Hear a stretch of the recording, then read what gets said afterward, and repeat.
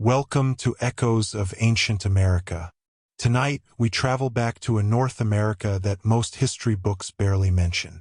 Long before skyscrapers rose above modern cities, before European ships crossed the Atlantic, and before the borders of nations existed, vast civilizations thrived across the continent. They built massive earthworks visible from the sky, engineered complex irrigation systems through some of the harshest deserts on Earth, established trade networks stretching thousands of miles, and created thriving communities that lasted for centuries. Yet today, many of these remarkable societies have been almost forgotten. As darkness settles in, we'll journey through the mysterious world of the Hohokam Canal builders, whose waterways transformed the desert into farmland. We'll explore the Fremont people, whose lives unfolded across the rugged landscapes of the American West. We'll visit the Mogollon civilization, uncover the ancient burial mounds of the Adena, and trace the far-reaching influence of the Hopewell culture. We'll walk among the cliff dwellings of the ancestral Puebloans, discover the Fort Ancient people, and stand beneath the towering earthen monuments of the Mississippian world. Along the way, we'll follow ancient trade routes that connected distant cultures across the continent long before modern roads existed. We'll uncover clues left behind in abandoned settlements, forgotten artifacts, and silent landscapes. And perhaps most intriguingly, we'll explore the enduring mystery of why many of these civilizations faded away, leaving only fragments of their stories behind. So dim the lights, get comfortable, and allow yourself to drift back through centuries of forgotten history. Tonight, we uncover America's lost civilizations, extraordinary societies that shaped a continent, then slowly disappeared into the shadows of time. And before we begin, let me know in the comments which city you're watching from tonight. Don't forget to like and subscribe. It really means a lot to me. Every story, every memory, and every place matters. And together we keep history alive. Now let's begin. Chapter 1. Segment 1. The Hohokam and the Rivers They Tamed. Long before highways crossed the deserts of the American Southwest, before modern cities rose, from the sun-baked valleys of Arizona, and centuries before Europeans first reached north, America, a remarkable civilization, flourished in a landscape that many outsiders would have considered nearly impossible for large communities to inhabit. Tonight, as we begin our journey into America's forgotten civilizations, we travel back more than 1,000 years to the world of the Hohokam, a people whose ingenuity transformed one of the harshest environments on the continent into a thriving network of villages, farms, trade routes, and ceremonial centers. The desert can appear empty to those passing through it quickly. Vast stretches of dry earth, scattered cactus forests, distant mountain ranges shimmering beneath intense sunlight, and rivers that seem too small to support large populations create an impression of isolation. Yet for the Hohokam, this landscape was not a barrier but an opportunity. Living primarily along the valleys of the Gila and Salt rivers in what is now Arizona, they developed one of the most sophisticated irrigation systems in pre-Columbian North America. Their achievement was so extraordinary that even today archaeologists continue to marvel at the scale of engineering required to create and maintain. Imagine standing on the banks of the Salt River around 1,000 years ago. Instead of modern suburbs and highways, you would see cultivated fields stretching across the landscape. Farmers moved through rows of corn, beans, squash, cotton, and other crops. Villages constructed from earth and would stand nearby. Children play along canal banks while workers inspect waterways carrying precious river water across miles of desert terrain. This was not a small settlement struggling to survive.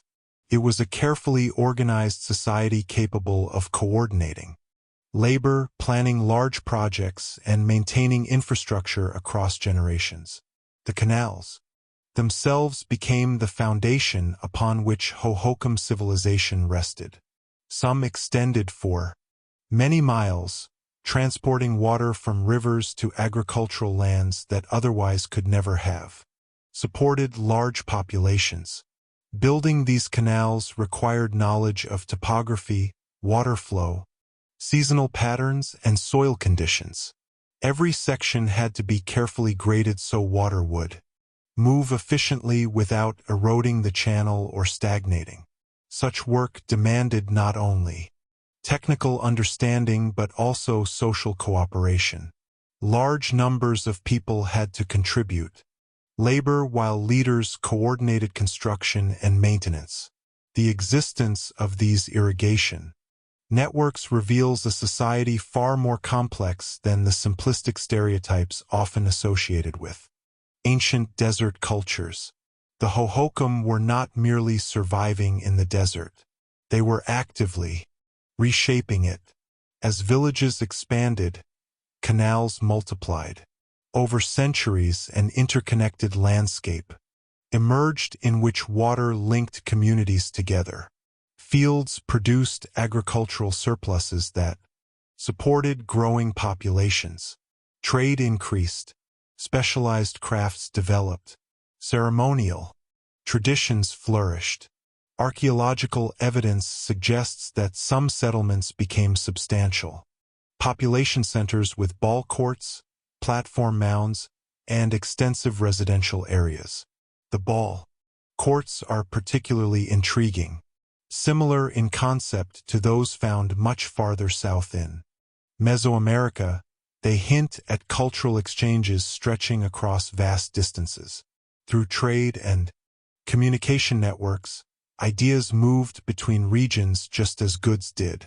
Shells from coastal areas, copper artifacts, exotic stones, and other materials discovered at Hohokam sites demonstrate participation in far-reaching exchange systems connecting diverse peoples across ancient North America.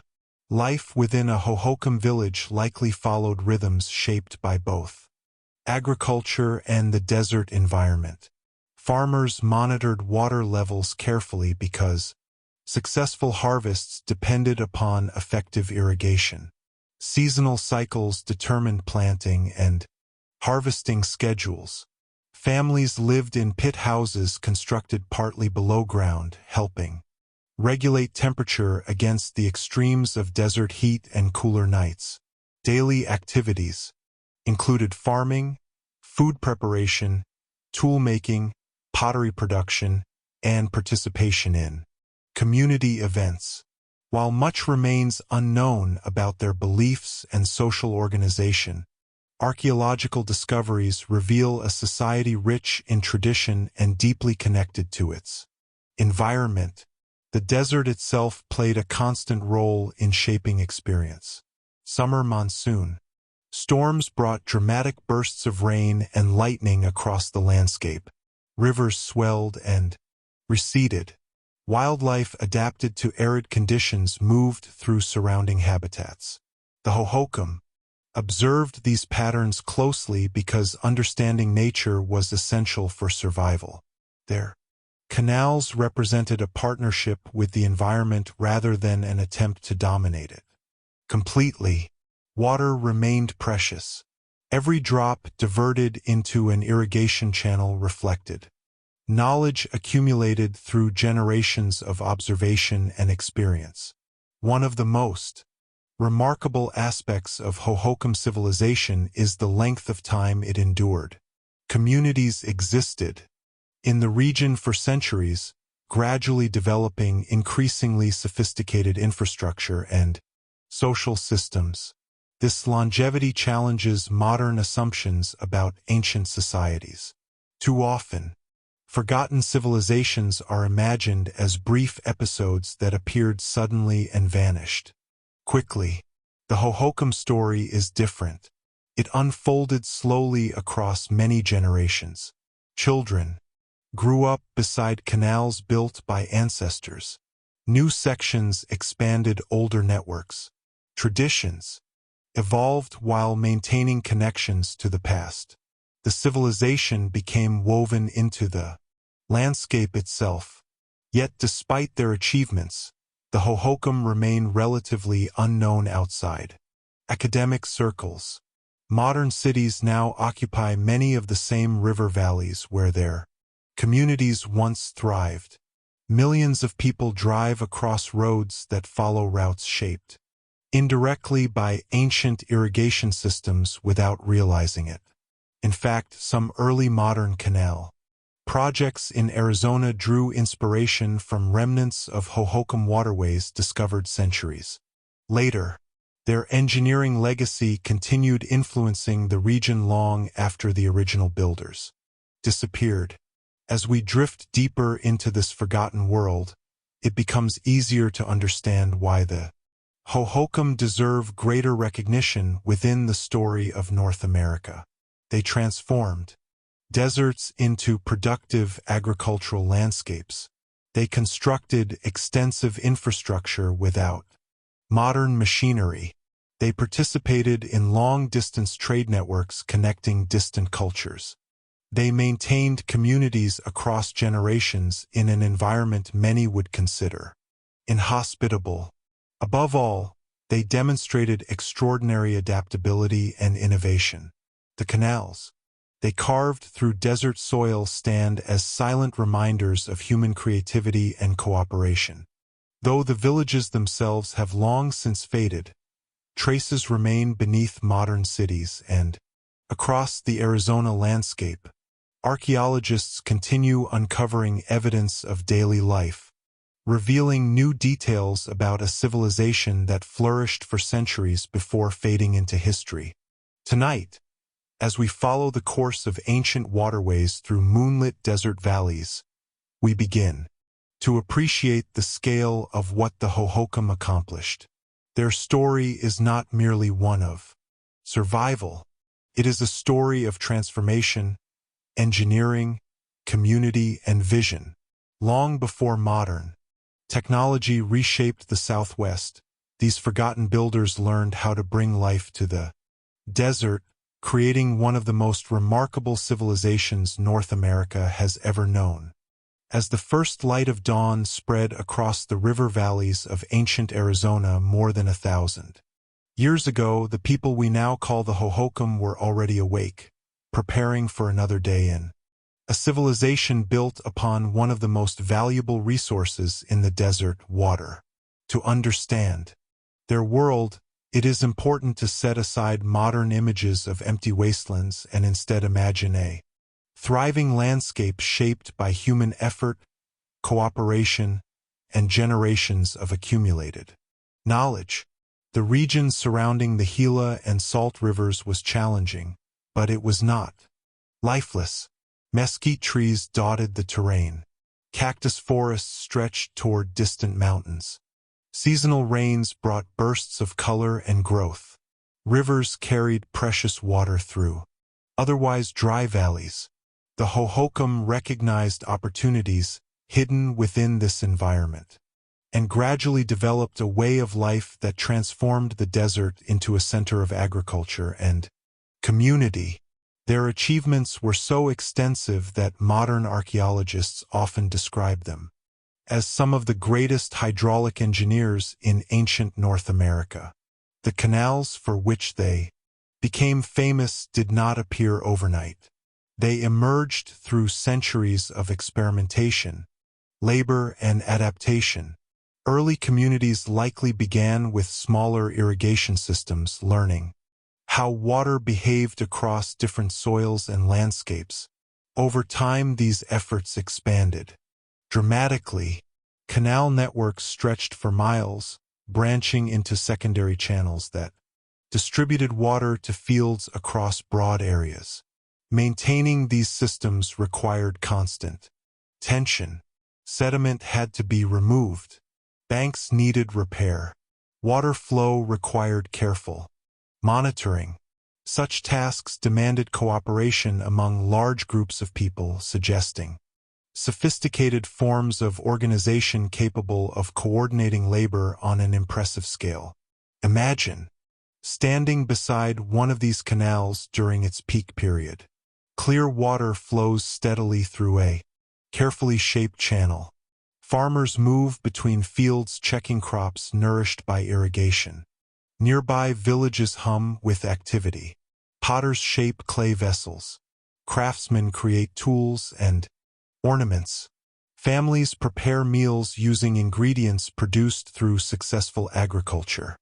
Children grow up regarding the canal not as an extraordinary engineering achievement but as a normal part of life, much as modern people view roads, bridges, or electrical systems. This familiarity is perhaps one of the most remarkable aspects of Hohokam civilization. Generations inherited infrastructure built by ancestors and expanded it further, creating continuity across centuries.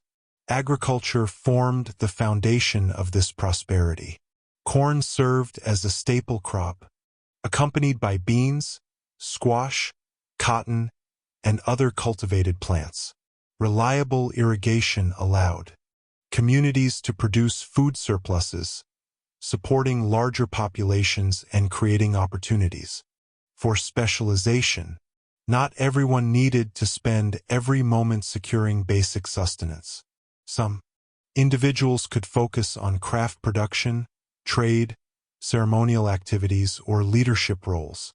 This diversification contributed to the complexity of Hohokam society and helped distinguish it from smaller, more isolated communities elsewhere. Trade connected the Hohokam to a much larger world. Archaeological discoveries reveal shells from coastal regions, copper artifacts, exotic stones, and other materials transported across considerable distances. These goods demonstrate participation in networks linking diverse cultures throughout the Southwest and beyond. Ideas traveled alongside objects.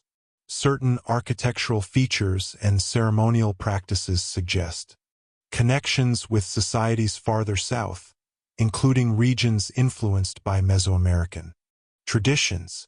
The famous ball courts found at numerous Hohokam sites remain among the clearest examples of these cultural interactions. While not identical to those elsewhere, they indicate awareness of broader traditions and participation in a shared sphere of exchange. Community life likely revolved around both practical and ceremonial concerns. Villages varied in size, but many included clusters of residential structures organized around shared spaces. Social gatherings, religious observances, and seasonal celebrations probably played important roles in maintaining cohesion. Archaeological evidence cannot reveal every detail of belief systems or daily conversations, yet it paints a picture of communities deeply invested in collective life. The canals themselves may have carried symbolic significance beyond their practical function. Water sustained crops, enabled settlement, and connected people across the landscape. In an environment where survival depended upon managing scarce resources wisely, water naturally occupied a central place within both daily routines and cultural understanding. The environment constantly influenced decision-making. Summer heat could be intense. Droughts posed serious challenges. Rivers did not always behave predictably. Successful management of irrigation required flexibility and observation. The Hohokam responded through adaptation rather than rigid control. Their canal systems worked with natural features of the landscape, taking advantage of river gradients and seasonal flows. This relationship between human ingenuity and environmental knowledge represents one of the defining characteristics of their civilization. They succeeded not because they conquered nature, but because they learned how to cooperate with it. As centuries passed, settlements grew increasingly complex. Certain communities developed platform mounds, and other architectural features suggesting evolving social structures. Population increased in some regions. Trade networks expanded. The civilization reached a level of sophistication that challenges outdated assumptions about ancient North America. Too often public discussions focus primarily on civilizations farther south while overlooking equally fascinating societies that flourished across what is now the United States. The Hohokam remind us that innovation, organization, and large-scale engineering existed throughout the continent long before European arrival. Their influence extended beyond their own era. When later settlers entered the region, centuries after Hohokam society had declined, remnants of ancient canals remained visible in places. Early observers recognized that previous inhabitants had accomplished something remarkable. In some cases, modern irrigation projects followed routes influenced by these ancient waterways. Thus, the legacy of the Hohokam persisted not only through archaeological remains, but also through continued use of landscapes they had helped shape. Yet despite these achievements, much about their lives remains mysterious. We know them primarily through archaeological evidence because written records comparable to those of some other civilizations do not survive.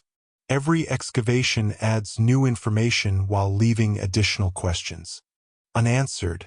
How did they organize large labor projects? What stories did they tell about the rivers and canals sustaining their communities? How did individuals experience daily life within these settlements? Such questions continue inspiring research and imagination alike. Tonight, as we rest beside the imagined waters of an ancient canal flowing beneath a desert sky filled with stars, we can appreciate the extraordinary accomplishment represented by the Hohokam world. They built communities where many saw only hardship. They created networks of cooperation, stretching across generations. They transformed rivers into lifelines supporting thriving populations. Their story marks the beginning of our journey through America's lost civilizations, reminding us that the continent's history is far older, richer, and more complex than many people realize. Beneath modern cities and across quiet desert valleys, traces of their achievements remain, waiting patiently for those willing to listen to the echoes of a forgotten past. Chapter 1. Segment 2. The Fremont and Mogollon Peoples of the Ancient Southwest. As the story of the American Southwest continues to unfold beneath a canopy of distant stars and moonlit mesas, our journey now moves beyond the great irrigation networks of the Hohokam and into the rugged landscapes occupied by two other civilizations that rarely appear in popular discussions of ancient America: the Fremont culture and the Mogollon civilization. These societies developed in environments very different from the river valleys of southern Arizona, adapting instead to mountains, plateaus, canyons, forests, and high deserts stretching across what are now Utah, Colorado, New Mexico, and portions of neighboring regions. Unlike the image often presented in textbooks, ancient North America was not dominated by a single civilization. It was a mosaic of interconnected peoples, each responding to local conditions in unique ways while participating in broader networks of trade, communication, and cultural exchange. The Fremont and Mogollon peoples stand as remarkable examples of this diversity. Their stories reveal communities that flourished for centuries, built settlements in challenging environments, developed distinctive artistic traditions, and left behind mysteries that continue to fascinate archaeologists today. Imagine standing on a rocky overlook somewhere in present-day Utah. Around 1,000 years ago, below stretches a landscape of winding rivers, sagebrush-covered. valleys, sandstone cliffs, and distant mountain ranges. The climate is unpredictable. Winters can be harsh. Summers can be dry and demanding.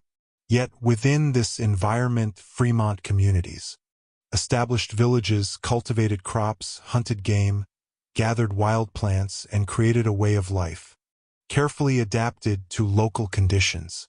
The Fremont culture emerged around the first millennium CE and occupied a vast region encompassing diverse ecological zones. Unlike civilizations centered around a single major urban area, Fremont society appears to have consisted of numerous communities connected through shared traditions rather than centralized political authority. Archaeologists recognize the Fremont partly through their distinctive material culture, including unique pottery styles, basketry, and some of the most striking rock art found anywhere. In North America, the famous anthropomorphic figures carved and painted onto canyon walls remain among the most recognizable remnants of their world. Tall human-like forms with elaborate adornments gaze outward from stone surfaces, silently watching landscapes that have changed dramatically since their creators first shaped them. These images offer tantalizing glimpses into Fremont beliefs and symbolism, though their precise meanings remain uncertain.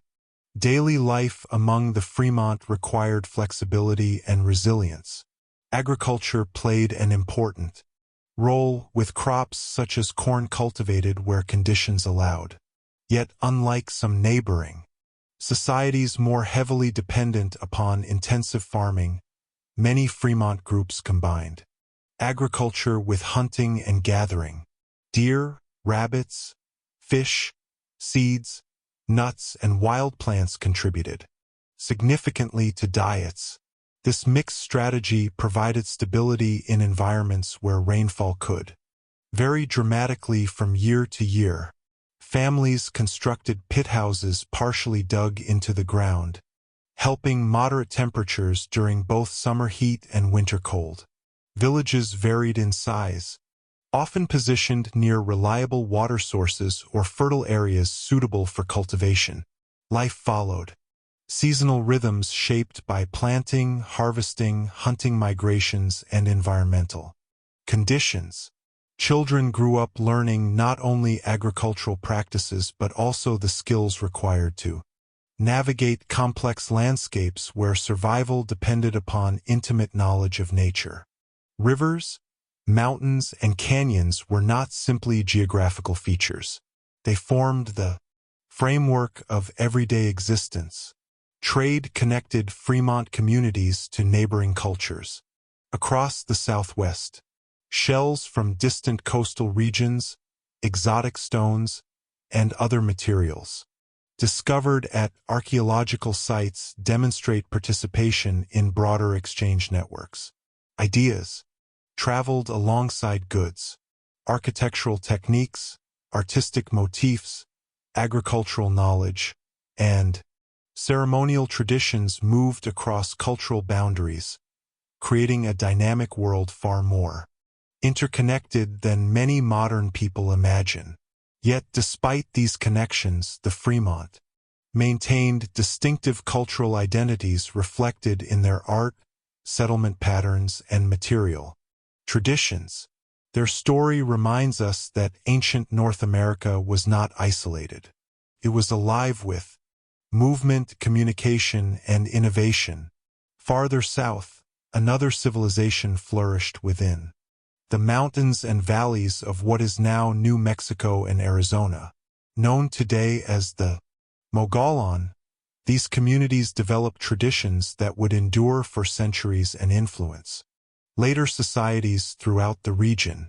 The origins of the Mogollon stretch back many centuries before their peak periods, reflecting gradual processes of adaptation and cultural development, rather than sudden emergence. Their homeland encompassed diverse environments ranging from forested highlands to desert valleys, offering opportunities and challenges that shaped every aspect of life. The Mogollon became particularly known for their pottery, which ranks among the finest produced in ancient North America. Early ceramic traditions evolved over generations, eventually producing intricate black on white designs and later polychrome styles admired for both technical skill and artistic sophistication. These vessels served practical functions within daily life, yet they also reflected cultural values, aesthetic preferences, and community identities. Every pot carried traces of the hands that shaped it and the traditions passed down through generations. Agriculture formed a central component of Mogollon life. Corn, beans, and squash supported growing populations while hunting and gathering supplemented food supplies. Villages expanded over time, sometimes incorporating above-ground structures and more complex community layouts. Certain settlements occupied strategic locations near water sources, fertile soils, or trade routes. The landscape itself became a partner in survival. People observed weather patterns, monitored seasonal changes, and adapted continually to environmental conditions. Like the Fremont, the Mogollon succeeded not by overcoming nature through force but by developing deep understanding of the environments they inhabited. As centuries passed, interactions among southwestern cultures intensified. The Mogollon existed alongside neighboring societies, including the Hohokam and the ancestors of later Puebloan peoples. Trade routes linked distant regions, facilitating movement of goods and ideas. Turquoise, shell ornaments, pottery, and other valuable items circulated across impressive distances. These exchanges reveal a Southwest characterized by cultural diversity and interconnectedness rather than isolation. Communities maintained distinct identities while participating in larger networks that stretched across mountains, deserts, and river valleys. The stories of the Fremont and Mogollon remind us that history often overlooks civilizations lacking monumental stone cities or extensive written records. Yet significance should not be measured solely through monumental architecture. These societies demonstrated extraordinary adaptability, artistic achievement, environmental knowledge, and social complexity. They flourished for centuries in landscapes demanding creativity and resilience. Their descendants contributed to cultural traditions that continued shaping the Southwest long after the original societies transformed or disappeared. Tonight, as we imagine, campfires glowing beneath canyon walls adorned with ancient rock art and villages nestled among mountain valleys, we begin to appreciate the richness of a world that existed long before modern boundaries divided the region. The Fremont and Mogollon were not footnotes to history. They were civilizations in their own right, builders of communities, keepers of traditions, and participants in one of North America's most fascinating cultural landscapes.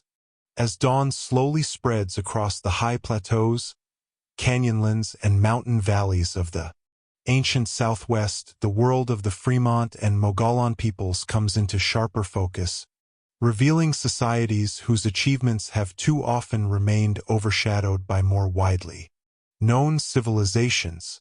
Yet for centuries these communities thrived across vast regions of Western North America, creating distinctive cultures shaped by geography, tradition, and adaptation. To understand their importance, it helps to imagine the Southwest not as a barren frontier but as a vibrant mosaic of human communities connected through trade routes, shared technologies, and cultural exchanges stretching across hundreds of miles. Within this landscape, the Fremont and Mogollon developed unique ways of life that reflected both local conditions and broader regional influences. Their stories illustrate how diverse ancient America truly was long before the arrival of Europeans. The Fremont occupied some of the most dramatic terrain in North America. Towering sandstone cliffs, winding rivers, broad valleys, and rugged mountains defined much of their homeland. Living within such varied environments required flexibility. Some communities relied heavily upon farming, cultivating corn in fertile areas near reliable water sources. Others depended more extensively upon hunting, fishing, and gathering wild resources. Many combined these strategies, creating economic systems capable of responding to changing environmental conditions. This adaptability became one of the defining strengths of Fremont society. Rather than depending entirely upon a single source of food, they diversified their activities, increasing resilience during periods of drought or ecological stress. Archaeological evidence reveals communities skilled in basket weaving, pottery production, tool making, and construction.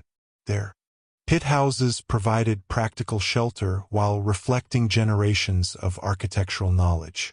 Yet, perhaps the most enduring legacy of the Fremont remains their rock art. Across canyon walls and cliff faces, mysterious figures continue to captivate modern observers. Some images depict human forms adorned with elaborate headdresses or jewelry-like designs. Others portray animals, geometric patterns, and symbolic motifs whose meanings remain uncertain. These artworks connect us directly to ancient minds contemplating the world around them. Though we may never fully understand the stories behind every image, their existence demonstrates the importance of symbolism, spirituality, and artistic expression within Fremont life. Trade expanded horizons far beyond local communities. Objects recovered from archaeological sites indicate connections extending across the Southwest and beyond. Marine shells traveled inland from distant coastlines. Valuable stones moved between regions. Ideas concerning agriculture, craftsmanship, and ceremony spread through interaction.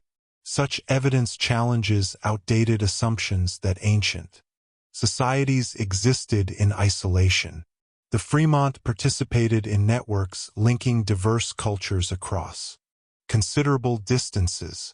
Information moved alongside material goods, fostering innovation and adaptation. Meanwhile, farther south and east, the Mogollon civilization continued developing along its own path. The landscapes inhabited by the Mogollon ranged from forested mountains to desert basins, offering rich ecological diversity. This variety influenced settlement patterns and economic strategies. Villages often occupied locations balancing access to water, agricultural land, hunting grounds, and trade routes. Families cultivated crops while also gathering wild plants and hunting local wildlife. Daily life revolved around practical tasks essential for survival, yet it also included artistic, social, and ceremonial dimensions reflecting deeper cultural traditions. Mogollon pottery remains among the most celebrated achievements of ancient Southwestern artisans. Skilled craftspeople transformed local clay into vessels combining utility with beauty. Decorative designs evolved over centuries, creating styles recognizable to archaeologists today. Pottery served practical needs such as cooking, storage, and transportation, but it also functioned as a medium through which communities expressed identity and tradition. Every vessel represented accumulated knowledge passed from one generation to the next. The care invested in ceramic production reveals societies that valued craftsmanship and aesthetic excellence. The Mogollon world was not static. Communities changed over time, responding to environmental shifts, population growth, technological innovations, and interactions with neighboring cultures. Certain settlements expanded significantly, incorporating more substantial architecture and increasingly complex social arrangements. Archaeologists continue studying these developments to understand how leadership, cooperation, and community organization evolved within Mogollon society. Although many questions remain unanswered, the available evidence points toward cultures capable of remarkable adaptation across long periods. Connections between the Mogollon, Fremont, Hohokam, and ancestral Puebloan peoples created one of the most dynamic cultural regions in ancient North America. Trade routes crossed deserts and mountains carrying goods and ideas between communities separated by great distances. Turquoise mined in one region might appear hundreds of miles away. Pottery styles influenced neighboring traditions. Agricultural techniques spread through observation and exchange. The Southwest functioned as a network of interacting societies rather than isolated cultural islands. Understanding these relationships helps reveal the complexity of pre-Columbian America and challenges simplistic narratives that underestimate the sophistication of ancient indigenous civilizations. Environmental knowledge remained essential throughout both Fremont and Mogollon territories. Rainfall patterns, seasonal changes, soil conditions, plant cycles, and animal behavior all influenced survival. Communities developed detailed understanding of local ecosystems, allowing them to thrive within landscapes that modern observers sometimes perceive as inhospitable. This knowledge accumulated over generations through observation, experience, and teaching. Children learned not only practical skills but also ways of interpreting the environment inherited from ancestors. Such expertise represented one of the most valuable resources available to these societies. Today, the remnants of Fremont and Mogollon civilizations survive in archaeological sites scattered across deserts, mountains, and canyons. Rock art panels overlook ancient pathways. Pottery fragments emerge from the soil.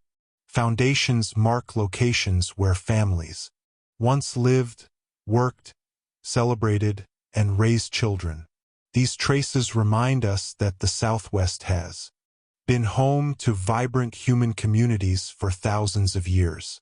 Long before modern cities appeared, people built societies adapted to local environments while participating in broader networks of exchange and innovation. As we continue our journey through America's lost civilizations, the Fremont and Mogollon stand as powerful examples of resilience, creativity, and cultural diversity.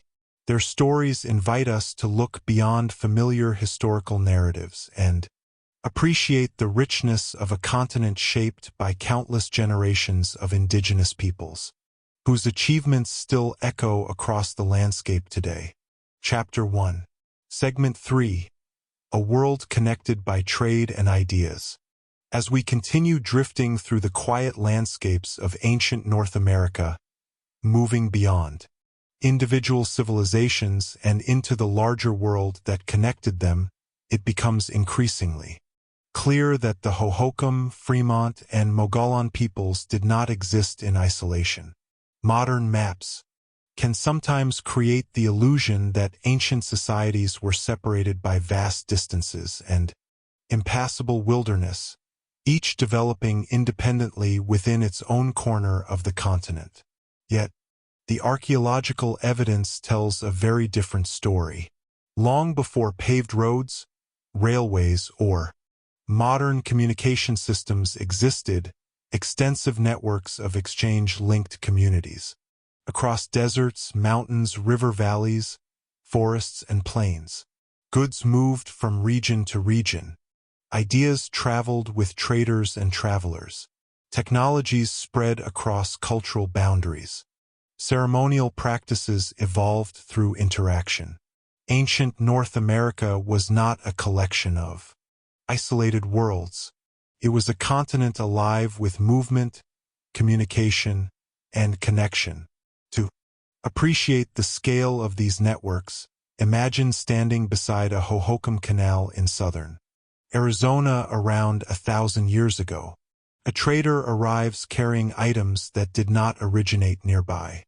Perhaps there are marine shells gathered from distant coastlines hundreds of miles away. Maybe there is turquoise from remote mining areas, obsidian from volcanic regions, copper from far off sources, or pottery crafted by artisans living in another cultural territory. Every object tells a story of movement. Every artifact represents countless steps taken across landscapes stretching far beyond the horizon. Archaeologists have uncovered evidence of such exchanges throughout the Southwest and beyond, revealing a world far more interconnected than many people once imagined. Trade served practical purposes, of course. Communities sought materials unavailable within their immediate environments. Coastal shells could be transformed into ornaments and ceremonial objects. Valuable stones might become tools, jewelry, or symbols of status. High-quality raw materials improved craftsmanship and expanded possibilities for artistic expression. Yet trade involved more than the exchange of objects. It also facilitated the movement of knowledge. Farmers learned new agricultural techniques. Craftspeople observed unfamiliar methods. Leaders encountered different approaches to social organization. Religious and ceremonial concepts spread alongside material goods. Through countless interactions over generations, cultures influenced one another while maintaining distinct identities. The Hohokam provide one of the clearest examples of these connections. Their ball courts have long fascinated archaeologists because they resemble structures found much farther south in regions influenced by Mesoamerican civilizations. While the exact nature of these relationships remains debated, the similarities suggest awareness of broader traditions extending beyond the immediate Southwest. Ideas traveled great distances even when people themselves did not migrate extensively. Traders, travelers, visiting relatives, and ceremonial participants all contributed to networks through which information flowed. The result was a dynamic cultural landscape in which innovation rarely remained confined to a single community for long. Farther north, the Fremont participated in these exchanges as well. Archaeological sites reveal imported materials demonstrating connections with neighboring societies. Their distinctive rock art and material culture developed within a world where interaction was common rather than exceptional. Communities adapted external influences to local traditions, creating cultural expressions that were simultaneously unique and connected to broader regional patterns. This balance between individuality and interaction represents one of the most fascinating aspects of ancient North American history. Civilizations maintained their own identities while participating in networks linking diverse peoples across enormous distances. The Mogollon occupied another important position within these systems. Their settlements often stood along routes connecting different ecological zones and cultural regions. Trade moving through their territories carried both practical resources and intangible knowledge. Pottery styles evolved through local creativity while also reflecting broader influences. Architectural ideas spread. Agricultural practices improved. Communities remained rooted in specific landscapes yet engaged with a much larger world. Such patterns challenge outdated assumptions that ancient societies were static or isolated. Instead, they reveal populations actively exploring opportunities, building relationships, and exchanging ideas across generations. Imagine what such journeys might have looked like. A trader begins traveling from a desert village carrying carefully prepared goods.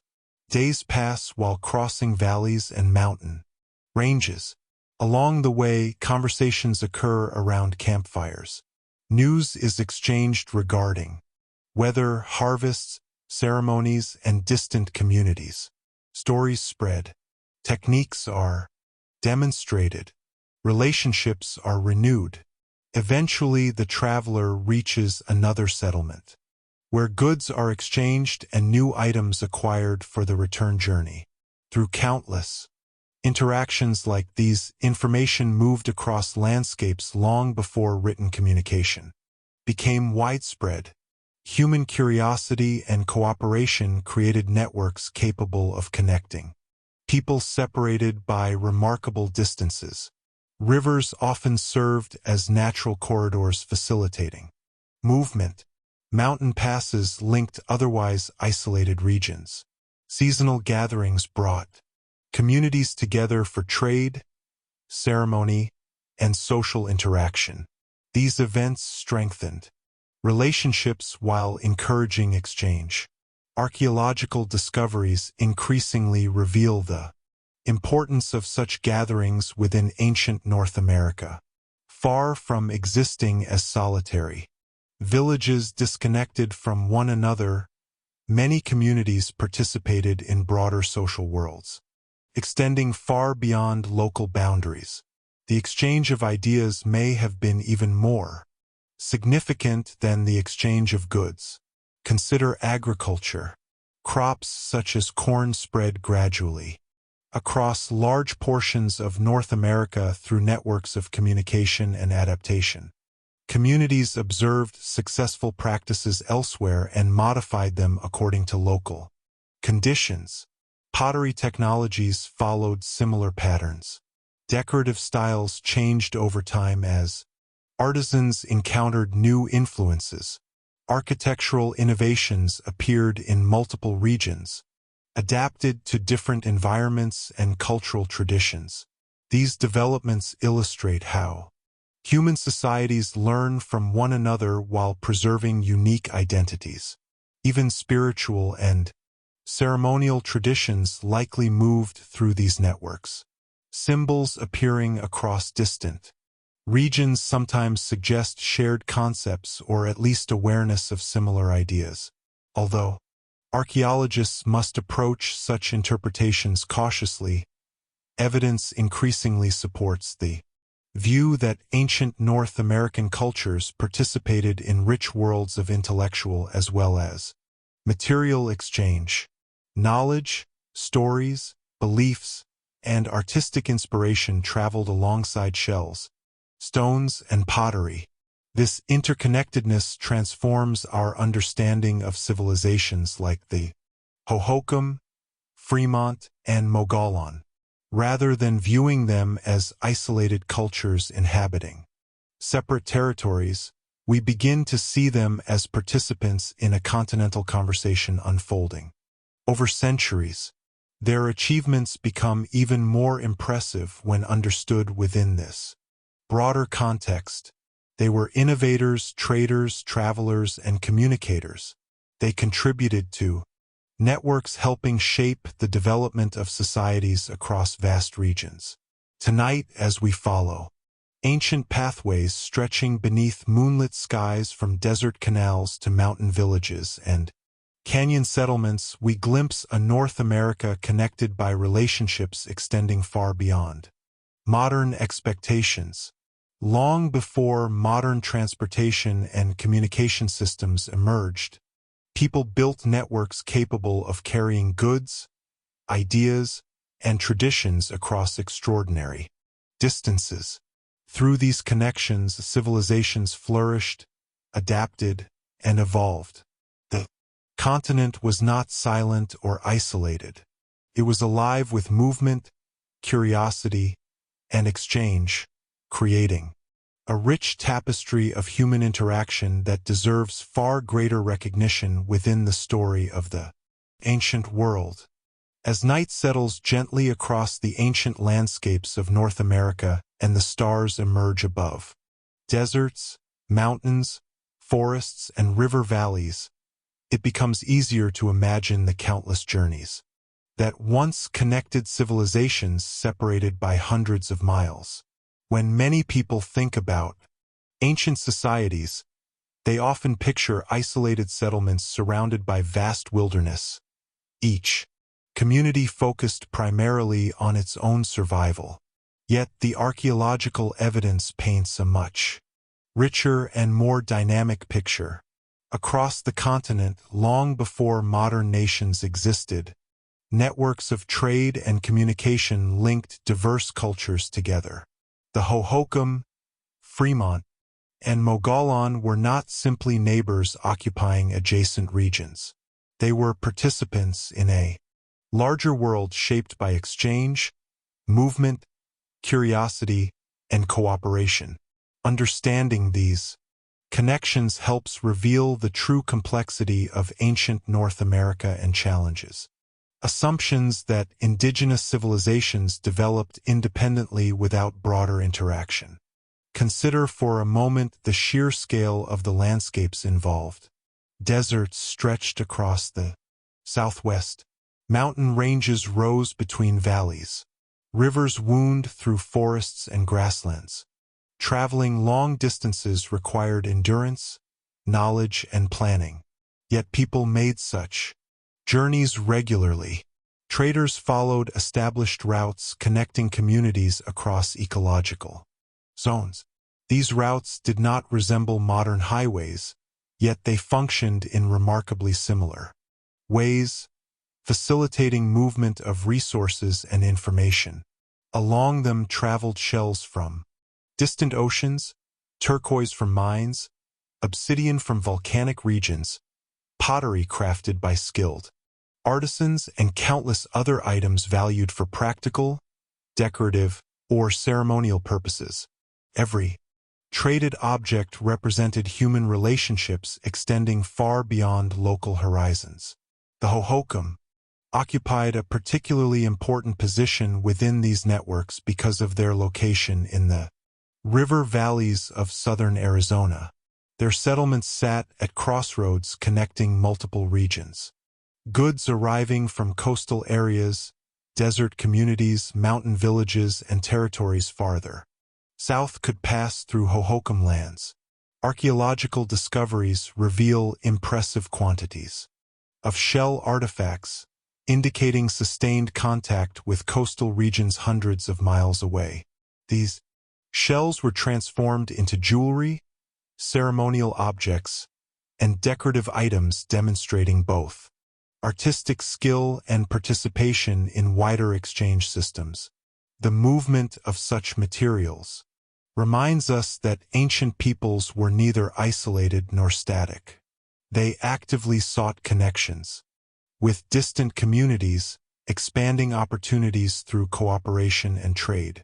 The Fremont, living across the rugged landscapes of the Great Basin and surrounding regions, also participated in these networks, although their environment differed significantly from the river valleys. Occupied by the Hohokam, they remained connected through shared routes and exchanges. Materials discovered at Fremont sites reveal interactions with neighboring cultures and access to goods originating far beyond local territories. Trade allowed communities to obtain resources unavailable nearby while simultaneously fostering cultural interaction. Ideas spread through these contacts just as surely as physical objects. New techniques, artistic influences, and social practices could move from one region to another through repeated human interaction. The Mogollon civilization occupied another strategic position within this interconnected world. Their settlements often existed near routes linking mountain regions, desert valleys, and neighboring cultural territories. Trade contributed to economic stability while encouraging innovation. Pottery, Traditions evolved through both local creativity and external influences. Architectural styles reflected adaptation to environmental conditions while remaining part of broader southwestern developments. Through interaction with surrounding peoples, the Mogollon participated in a regional system of cultural exchange extending across impressive distances. Yet perhaps the most fascinating aspect of these networks involves not the goods that traveled but the ideas that moved alongside them. Imagine two travelers meeting beside a campfire after days of journeying through the Southwest. They exchange stories about weather conditions, harvests, ceremonies, and events occurring in distant settlements. One describes a new agricultural technique increasing crop yields. Another demonstrates a different method of shaping pottery. Such conversations may seem ordinary, yet repeated thousands of times across generations, they become powerful engines of cultural development. Human societies grow through interaction. Ancient North America was no exception. Agricultural knowledge provides an excellent example of this process. Corn, originally domesticated much farther south, spread gradually across large portions of the continent through networks of communication and adaptation. Communities learned from one another, modifying cultivation methods according to local conditions. The result was not simple imitation but creative adaptation. Each culture incorporated new ideas into existing traditions, producing unique combinations suited to specific environments. The same pattern appears in pottery production, architecture, tool-making, and ceremonial practices. Innovation emerged not through isolation but through ongoing engagement with broader worlds. Seasonal gatherings likely played a major role in maintaining these connections. Archaeologists believe that certain locations served as meeting places where people from different communities gathered for trade, social interaction, ceremonies, and exchange of information. Such events strengthened relationships while facilitating movement of goods and ideas. They also helped create shared understandings across cultural boundaries. Although communities retained distinct identities, participation in broader networks fostered familiarity and cooperation. Ancient North America was diverse, but diversity did not prevent interaction. Instead, it often encouraged it. Even artistic traditions reveal evidence of connection. Similar motifs occasionally appear across distant regions, suggesting either shared influences or parallel responses to common themes. While archaeologists remain cautious when interpreting symbolic meanings, patterns of artistic exchange demonstrate that creativity itself traveled through these networks. A decorative idea developed in one region might inspire adaptation elsewhere, eventually becoming part of a completely new tradition. Such processes highlight the dynamic nature of cultural development throughout the continent. As we follow these ancient pathways beneath a sky filled with stars, it becomes clear that the civilizations of the Southwest existed within a vast and interconnected world. The Hohokam Canals, Fremont Rock art, and Mogollon pottery were not isolated achievements. They emerged within networks linking people across deserts, mountains, rivers, and valleys. Through trade and communication, communities shared resources, knowledge, and inspiration. They learned from one another while preserving distinctive identities. They built relationships capable of spanning enormous distances. Without modern technology, their story reminds us that human connection has always been a powerful force shaping history. Long before modern transportation and communication systems transformed the continent, ancient peoples created their own networks of exchange, weaving together a rich tapestry of cultures whose influence still echoes across North America today. Chapter 2. Segment 1. The Adena and the First Great Earthworks. As our journey leaves behind the deserts, canyons, and river valleys of the American Southwest, and moves eastward into a vastly different world, the landscape begins to change in remarkable ways. The dry air gives way to forests stretching across rolling hills. Rivers become broader and more numerous. Seasonal rains nourish dense woodlands filled with oak, hickory, maple, and countless other species. Deer move quietly beneath towering trees while birds call from the forest. Canopy. Thousands of years ago, long before modern cities, highways, or farms transformed this region, another civilization emerged here, one that would leave behind some of the most mysterious and impressive monuments in ancient North America. Tonight, we step into the world of the Adena culture, a society that flourished across portions of what are now Ohio, Kentucky, West Virginia, Indiana, and neighboring areas, although their name rarely appears in popular discussions of history. The Adena were among the first great mound builders of North America, creating enormous earthworks that continue to inspire wonder more than 2,000 years after they were constructed. To understand the significance of the Adena, it is important to appreciate how different their world was from the civilizations we explored earlier. The Hohokam, Fremont, and Mogollon adapted to deserts and mountains. The Adena lived within a landscape dominated by rivers, forests, and fertile valleys. Waterways served as natural highways connecting distant communities. Dense forests provided timber, food, medicine, and materials for tools. Wildlife was abundant. Seasonal cycles shaped every aspect of life. Yet, despite these environmental differences, the Adena shared something important with the civilizations of the Southwest. Remarkable ability to organize communities and transform landscapes through collective effort. Their most enduring legacy remains visible today in the form of large earthen mounds rising from the ground like silent monuments to a forgotten age.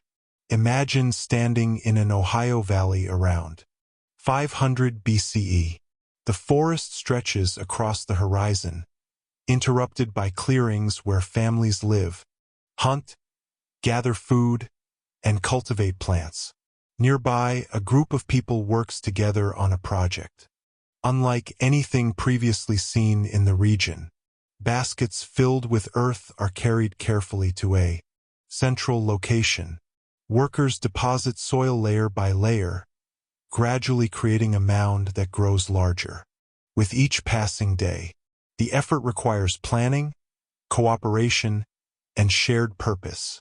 Hundreds, perhaps thousands, of trips transport earth from surrounding areas to the construction site. Over time, a monumental structure emerges from the landscape. Unlike stone pyramids or masonry, temples found elsewhere in the world, Adena monuments are built entirely from soil. Yet their significance is no less impressive. These mounds represent one of the earliest large-scale traditions of monumental construction in North America. Archaeologists believe many Adena mounds served ceremonial and burial functions. Certain individuals were interred within them, alongside carefully crafted artifacts, suggesting complex beliefs regarding death, ancestry, and community identity. The process of mound construction likely involved ritual activities bringing people together from multiple settlements. Such gatherings would have strengthened social bonds, while reinforcing shared traditions. The mounds themselves became focal points within the landscape, linking present generations to ancestors and creating enduring symbols of collective identity. As one reflects on the effort required to build these structures without modern machinery, it becomes clear that the Adena possessed organizational abilities far exceeding outdated stereotypes about ancient North American societies. The artifacts discovered within Adena mounds reveal a world rich in craftsmanship and long-distance exchange. Stone pipes carved into intricate shapes, copper ornaments, marine shells, and finely worked tools demonstrate both artistic skill and access to materials originating far from local communities. Copper, for example, may have traveled from the Great Lakes region. Marine shells likely arrived through networks extending toward distant coastlines. These discoveries reveal that even during this early period, Eastern woodland societies participated in broader systems of interaction connecting diverse regions across North America. Trade moved objects, but it also carried ideas, stories, technologies, and cultural influences. The Adena were not isolated forest dwellers. They were participants in a larger world of exchange and communication. Daily life within Adena communities probably revolved around a combination of hunting, gathering, and horticulture. Deer provided meat, hides, and bone for tools. Nuts, berries, seeds, and wild plants contributed significantly to diets. Certain cultivated plants supplemented these resources, reflecting gradual transitions toward more intensive food production. Families lived in small settlements rather than large cities, yet these communities remained connected through shared ceremonial traditions, centered around mound construction and social gatherings. The landscape itself played a central role in shaping identity. Rivers linked communities together. Forests supplied resources essential for survival. Seasonal changes influenced movement, subsistence activities, and ceremonial schedules. Understanding nature was not merely practical. It likely carried spiritual significance as well. One of the most fascinating aspects of Adena culture involves the relationship between monument building and memory. Unlike written records, earthen mounds communicate through physical presence rather than text. They endure across generations, silently preserving evidence of human effort long after individual builders are forgotten. Every basket of soil placed upon a mound represented labor contributed by real people with families, beliefs, hopes, and traditions. The finished monument became a visible reminder of collective achievement. Children growing up nearby would have seen these earthworks throughout their lives, understanding them as important features within both the physical and cultural landscape. The mounds connected past, present, and future. Archaeologists continue studying Adena sites because many questions remain unanswered. How were construction projects organized? What specific ceremonies accompanied mound building? How did communities choose locations for monuments? What stories explained the significance of these structures? Although definitive answers remain elusive, the evidence reveals societies capable of remarkable cooperation and creativity. The scale of some earthworks demonstrates sustained effort over extended periods. Such achievements challenge outdated narratives portraying ancient North American peoples as simple or unsophisticated. The Adena remind us that complexity takes many forms. Monumental architecture need not involve stone walls or written inscriptions to reflect advanced social organization. As evening settles across the ancient forests of the eastern woodlands, the silhouettes of earthen mounds rise gently from the landscape. Centuries pass. Generations come and go. Forests expand and recede. Yet the monuments remain. They stand as evidence of one of North America's earliest great traditions of ceremonial construction and collective identity. Through their earthworks, the Adena transformed ordinary soil into enduring symbols of community, memory, and belief. Long before famous cities rose elsewhere on the continent, these forgotten builders created monuments that still shape our understanding of ancient America today. As the sun rises slowly above the mist-covered valleys of the ancient eastern woodlands, illuminating forests that seem endless in every direction, it becomes easier to understand why the Adena culture occupies such an important place in the story of North America's lost civilizations. Unlike many societies remembered primarily through written records, the Adena left behind a different kind of historical legacy. Their story survives in earth itself. Across river valleys, hilltops, and forest clearings, massive earthen mounds continue standing as silent reminders of communities that flourished more than 2,000 years ago. These structures are among the oldest monumental constructions in eastern North America, and their existence challenges modern assumptions about what ancient societies were capable of achieving. To appreciate their significance fully, one must imagine the world in which they were built. The eastern woodlands offered resources very different from those found in the deserts of the Southwest. Rivers flowed through fertile valleys. Dense forests supplied timber, food, and shelter. Wildlife was abundant.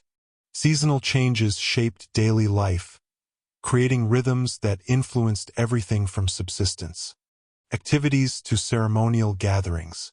Within this environment, Adena communities developed traditions that would eventually transform both the landscape and the cultural history of the continent.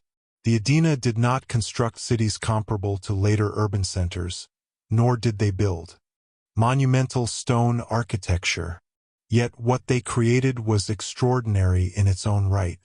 Their earthen mounds required immense labor and careful planning. Soil had to be gathered, transported, and deposited systematically. Construction often occurred in stages with layers added over time. Some mounds reached impressive sizes, dominating surrounding landscapes and serving as focal points for community life. Imagine hundreds of individuals carrying baskets of earth day after day, contributing to a project whose completion might take years. Such efforts reveal societies capable of coordinating large groups toward shared goals. Monument building was not random. It reflected values, beliefs, and social structures powerful enough to inspire collective action across generations. Many Adena mounds appear to have functioned as burial monuments. Archaeological excavations have uncovered human remains accompanied by carefully crafted artifacts, suggesting that certain individuals received special treatment after death. This does not necessarily indicate rigid social hierarchies identical to those found elsewhere in the world, but it does point toward complex ceremonial traditions and distinctions. Within society, the mounds likely served as places where communities gathered to honor ancestors, conduct rituals, and reinforce shared identities. Death became intertwined with memory, and memory became embedded within the landscape itself. Every mound represented more than a physical structure. It embodied stories, relationships, and beliefs connecting living communities to those who came before them. The artifacts discovered within these monuments provide remarkable insights into Adena craftsmanship and long-distance connections. Stone pipes, carved into animal and human forms, demonstrate artistic sophistication. Copper ornaments reveal access to materials originating hundreds of miles away, likely from the Great Lakes region. Marine shells found far inland suggest participation in extensive exchange networks reaching distant coastlines. Such discoveries remind us that the Adena were not isolated communities, hidden within forests. They existed within broader systems of interaction linking diverse peoples. Across eastern North America, goods traveled along rivers and overland routes. Ideas moved. Alongside them, cultural traditions evolved through both local innovation and external influence. Trade expanded horizons far beyond individual settlements. Daily life among the Adena probably combined practical subsistence activities with social and ceremonial obligations. Families hunted deer, gathered nuts and wild plants, fished in rivers, and cultivated certain crops. Seasonal cycles dictated movement and labor. Communities remained relatively small compared to later civilizations, yet they were connected through shared traditions and periodic gatherings. Such gatherings may have played a crucial role in maintaining social cohesion. People from different settlements likely came together for ceremonies, exchanges, marriages, and cooperative projects. Monument construction itself may have served as one of the most important reasons for these interactions, bringing communities together around shared purposes that transcended local concerns. One of the most remarkable aspects of Adena culture is how effectively they transformed earth into a medium of expression. Stone monuments often attract attention because of their durability and visual impact. Yet earthworks possess a different kind of power. They emerge directly from the landscape, blending human intention with natural forms. Adena builders reshaped hillsides and valleys not through dramatic architectural statements but through subtle yet enduring modifications. The resulting monuments appear almost organic, rising gently from the ground while carrying profound cultural significance. Even today, standing beside an ancient mound can evoke a sense of connection to people who lived thousands of years ago. Their labor remains visible. Their presence lingers within the contours of the land. Archaeologists continue uncovering new details about Adena society, yet many mysteries remain. We know they built mounds, participated in trade networks, and maintained ceremonial traditions. We know they possessed artistic skill and organizational abilities. But countless questions persist. What stories did they tell about the origins of their communities? How did they explain the significance of the mounds? What roles did music, dance, and oral traditions play within ceremonies?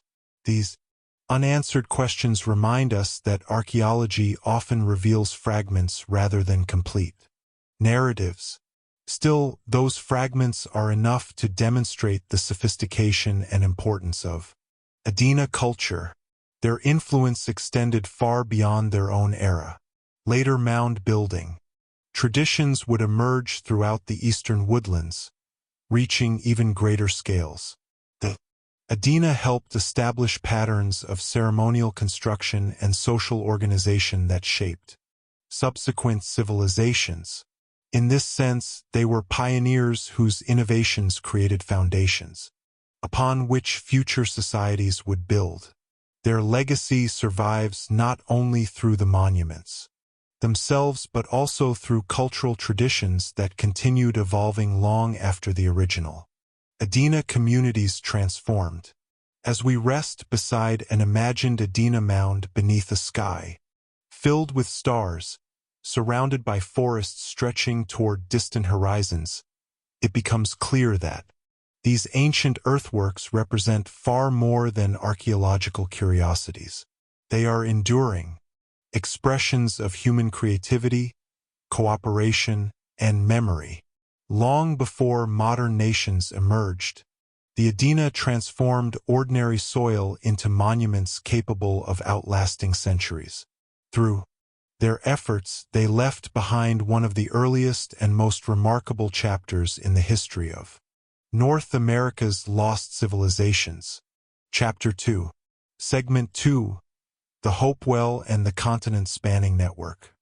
As centuries passed and the traditions of the Adena gradually evolved, the forests and river valleys of eastern North America witnessed the emergence of another remarkable civilization, one whose influence would spread across an astonishing portion of the continent.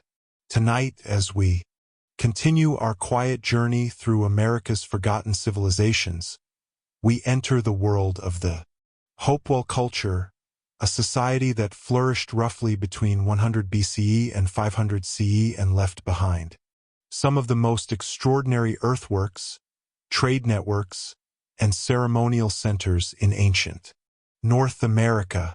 If the Adena introduced the tradition of monumental mound building in the eastern woodlands, the Hopewell expanded it to an entirely new level of complexity and scale. Their achievements were so impressive that modern archaeologists continue uncovering evidence of a cultural network that connected communities across thousands of miles, linking distant regions through trade, ceremony, and shared ideas long before roads, cities, or written records united the continent. To understand the Hopewell world, imagine standing on a broad river terrace, overlooking the landscape of present-day Ohio nearly 2,000 years ago. The forests stretch endlessly toward the horizon, interrupted only by rivers winding through fertile valleys. Yet, something unusual appears ahead. Rising from the earth are carefully constructed geometric enclosures, earthen walls forming circles, squares, octagons, and other shapes so large they are best appreciated from above. Some cover dozens of acres. Others align with celestial events such as solstices and lunar cycles. Nearby stand mounds constructed through immense collective effort. These are not random piles of earth. They are carefully planned monuments requiring sophisticated understanding of geometry, engineering, and landscape design. The Hopewell earthworks remain among the most remarkable architectural achievements in pre-Columbian North America. Their builders lacked metal tools, wheeled vehicles, and draft animals, yet they reshaped entire landscapes through coordinated labor and vision. Unlike many later civilizations, the Hopewell did not create large urban centers filled with dense populations.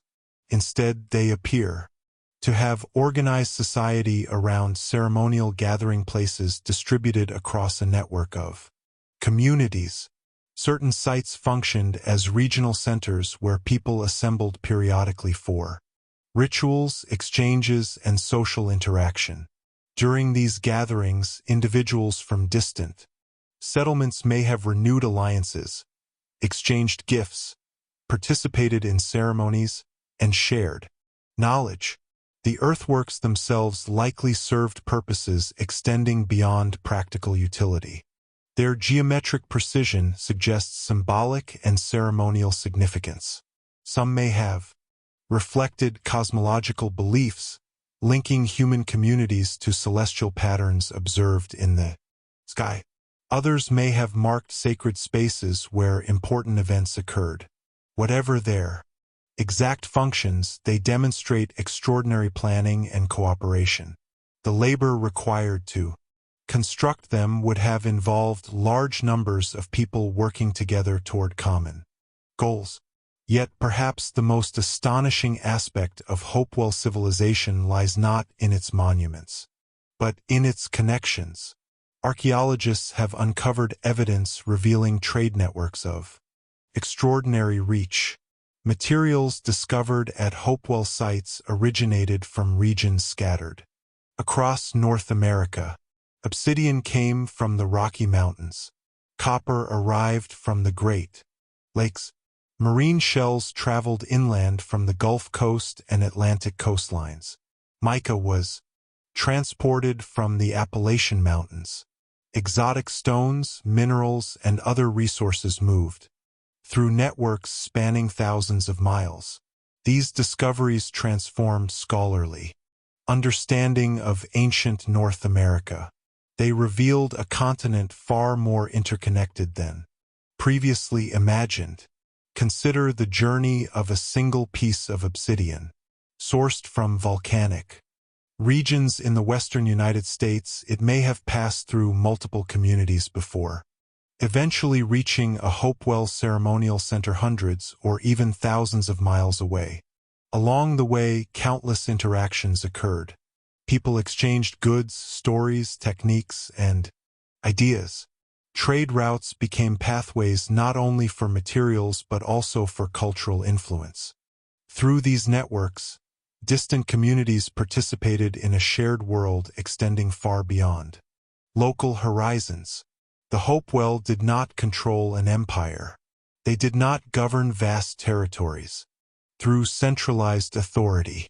Instead, they occupied a position within a cultural interaction sphere, connecting diverse peoples across enormous distances. Their influence emerged through relationships rather than conquest. The artifacts created by Hopewell artisans reflect this broad world of exchange. Skilled craftspeople transformed imported materials into stunning works of art. Copper was shaped into intricate ornaments. Mica became ceremonial objects reflecting light. In dramatic ways, stone pipes carved into animals and symbolic figures demonstrated both technical mastery and cultural meaning. Many of these artifacts appear to have served ceremonial purposes rather than purely practical functions. They were expressions of identity, belief, and connection. Their beauty continues to inspire admiration today. Daily life within Hopewell communities likely combined agriculture, hunting, gathering, and craft production. Corn had begun playing an increasingly important role in some areas, though traditional food sources remained significant. Families lived in villages connected through kinship, trade, and shared ceremonial traditions. Rivers served as major transportation routes, facilitating movement and communication. Seasonal gatherings may have brought together people from wide geographic areas, reinforcing relationships that sustained the larger network. Such events would have been occasions of excitement and significance, opportunities to exchange goods, renew friendships, arrange marriages, and participate in rituals connecting communities to broader cultural traditions. One of the most intriguing features of Hopewell civilization is its apparent emphasis on cooperation across distance. Rather than constructing a centralized state, they created systems through which diverse communities remained connected while maintaining local autonomy. This model challenges assumptions that complexity must always involve cities, kings, or empires. The Hopewell demonstrate another possibility: a civilization built upon networks, relationships, and shared ceremonial traditions.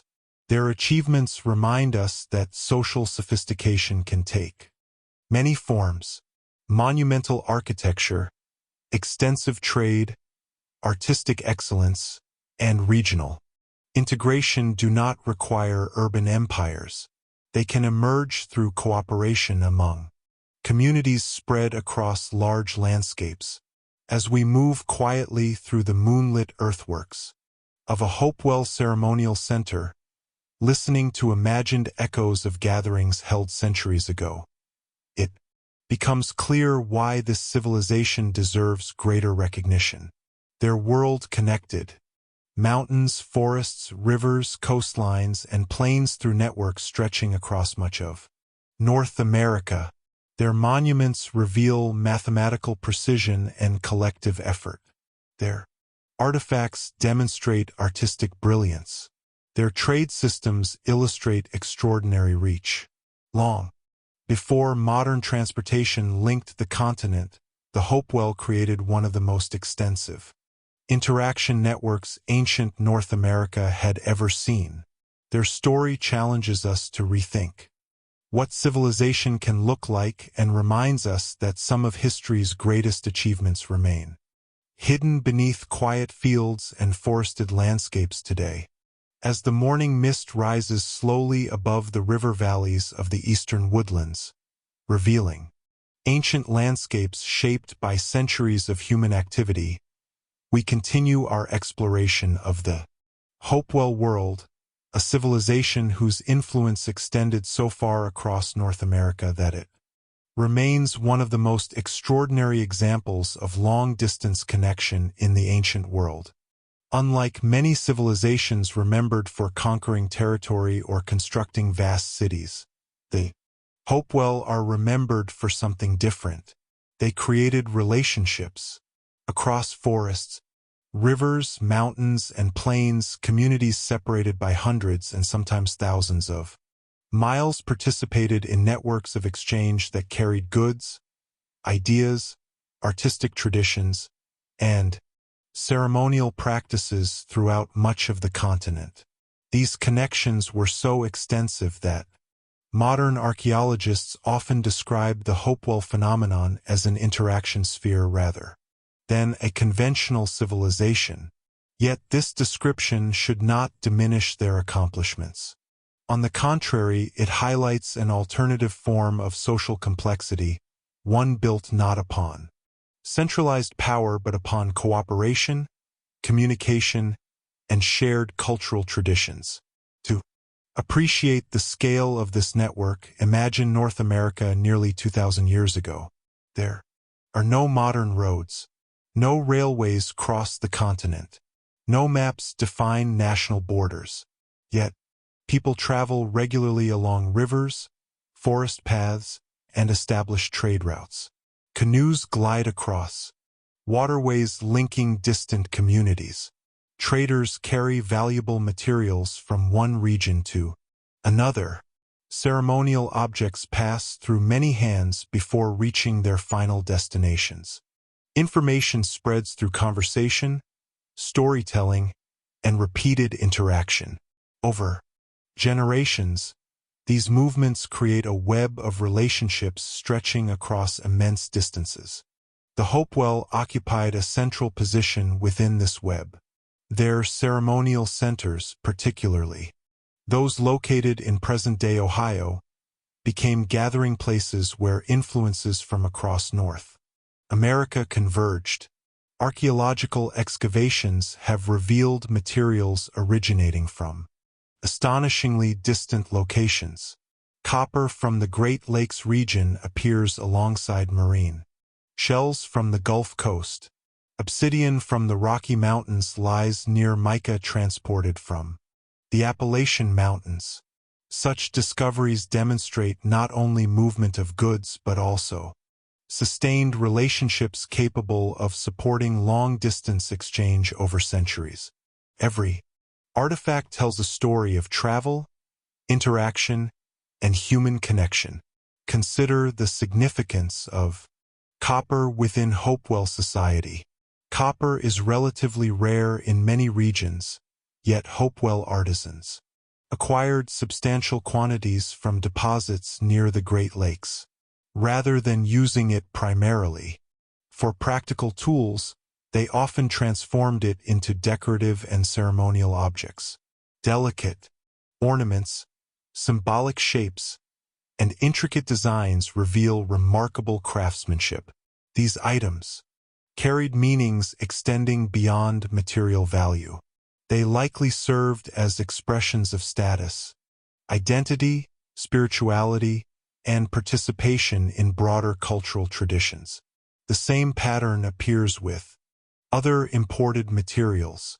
Mica, prized for its reflective qualities, was shaped into elaborate forms. Marine shells became ornaments and ceremonial artifacts. Obsidian, valued for its sharp edges and exotic origins, carried significance far beyond utility. Through such objects, distant landscapes became symbolically present within Hopewell communities. The earthworks associated with the Hopewell remain among their most impressive achievements. Massive, geometric enclosures, carefully aligned structures, and monumental mounds required. Extraordinary planning. Some sites cover hundreds of acres. Their builders demonstrated understanding of geometry and landscape design that continues to impress researchers. Certain earthworks appear aligned with celestial events, suggesting knowledge of astronomical cycles and their integration into ceremonial life. Imagine gathering at one of these sites during a major event. People arrive from surrounding communities carrying gifts, trade goods, and stories. Ceremonies unfold within spaces carefully designed to reflect cultural beliefs and social relationships. Music, ritual, exchange, and celebration transform the landscape into a center of activity. Such gatherings likely played crucial roles in maintaining the networks upon which Hopewell society depended. Social relationships were renewed, alliances strengthened, information circulated. Communities reaffirmed their connections to one another and to shared traditions. Daily life within Hopewell settlements may have appeared relatively modest compared to the grandeur of ceremonial centers. Families lived in villages near rivers and fertile lands. Agriculture contributed increasingly to food production, though hunting, fishing, and gathering remained important. Craft specialists produced tools, ornaments, and ceremonial objects. Children learned skills necessary for survival, while also inheriting stories and traditions connecting them to broader cultural worlds. The contrast between everyday village life and occasional participation in large ceremonial gatherings may have been one of the defining features of the Hopewell experience. Local communities maintained independence while remaining linked through regional networks. One of the most fascinating aspects of the Hopewell phenomenon is the way it challenges conventional definitions of civilization. Modern discussions often emphasize cities, centralized governments, and monumental architecture as primary indicators of complexity. The Hopewell demonstrate another path. They achieved extensive integration across vast territories without creating a single empire or urban center. Their influence spread through relationships rather than conquest. Communities participated voluntarily in systems of exchange and ceremony because those systems provided benefits, opportunities, and meaning. This model reveals that human societies can organize themselves in remarkably diverse ways. Complexity does not require uniformity. Cooperation can be as powerful as centralized control. Yet, like all civilizations, the Hopewell world eventually changed. Trade networks shifted. Ceremonial traditions evolved. Regional patterns transformed. Over time, by around 500 CE, many of the practices associated with the classic Hopewell period had begun to decline or change. The reasons remain subjects of ongoing research. Environmental factors, social transformations, economic changes, and evolving cultural priorities may all have played roles. What is clear, however, is that Hopewell influence did not disappear entirely. Later, cultures inherited elements of their traditions, adapting them to new circumstances and creating new forms of social organization. The legacy of the Hopewell continued long after the interaction. Sphere itself transformed. As we sit quietly beside an ancient earthwork beneath a sky slowly brightening with dawn, it becomes clear why the Hopewell remain one of the most remarkable civilizations in North American history. They connected distant regions through networks of exchange spanning thousands of miles. They created monumental ceremonial landscapes, demonstrating extraordinary vision and cooperation. They transformed imported materials into works of art reflecting both local identity and continental connections. Most importantly, they remind us that ancient America was far more interconnected than many people realize. Long before modern transportation linked the continent, the Hopewell helped create a world where ideas, goods, and relationships traveled across extraordinary distances, weaving together diverse communities into one of the most fascinating cultural networks the ancient world has ever known. Chapter 2. Segment 3. The Fort Ancient People and the World They Inherited.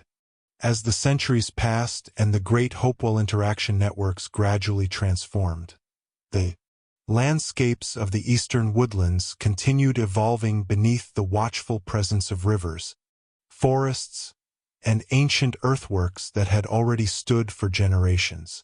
The monumental mounds remained visible across the countryside, silent reminders of peoples whose stories had become part of local memory and tradition. Yet history did not stop when the Hopewell world changed. New societies emerged, inherited older landscapes, adapted to new circumstances, and built their own communities upon foundations established by those who came before. Among these often overlooked civilizations were the people archaeologists now refer to as the Fort Ancient culture, society that flourished primarily in portions of present-day Ohio, Kentucky, West Virginia, and Indiana between roughly 1000 and 1750 CE. Despite their significant achievements and long history, the Fort Ancient people remain largely unknown outside academic circles.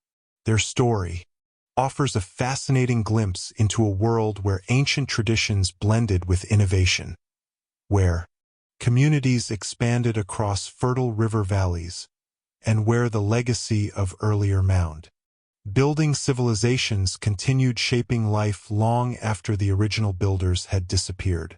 To understand the Fort Ancient people, imagine standing beside the Ohio River around the year 1200. The river flows steadily through a landscape of forests, rolling hills, and fertile floodplains. Nearby, a village comes into view. Unlike the ceremonial centers associated with earlier Hopewell traditions, this settlement is clearly designed for everyday life. Houses constructed from wooden posts and woven materials cluster around open spaces. Storage pits hold food gathered from successful harvests.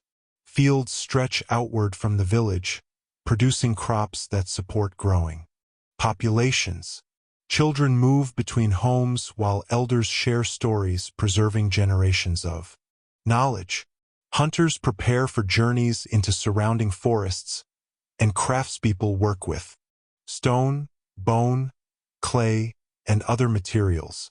This is the world of the Fort Ancient people, a society deeply connected to the land and increasingly dependent upon agriculture as the foundation of daily life. One of the defining characteristics of Fort Ancient culture was the importance of farming. By this period, maize agriculture had become a central component of food production.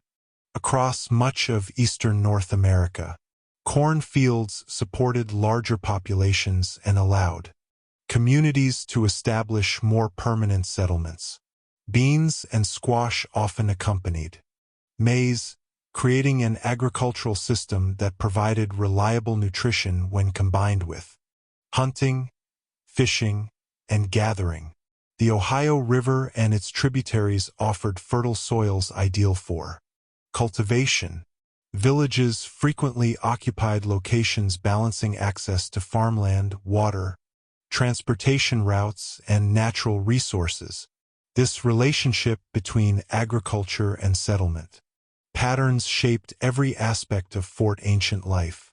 Seasonal cycles determined planting and harvesting schedules. Community cooperation became essential during periods of intensive labor. Food surpluses supported population growth and facilitated social development. Yet the Fort Ancient people were not simply farmers. They inherited a landscape already rich with history. Ancient earthworks built by Adena and Hopewell communities remained visible throughout the region. Some ancient settlements appeared near older ceremonial sites, suggesting continued awareness of places carrying historical and spiritual significance. Archaeologists continue debating exactly how ancient communities interpreted these ancient monuments, but it seems likely that the earthworks influenced local traditions and understandings of the past. Imagine growing up in a village where mysterious mounds built centuries earlier still rise from the landscape.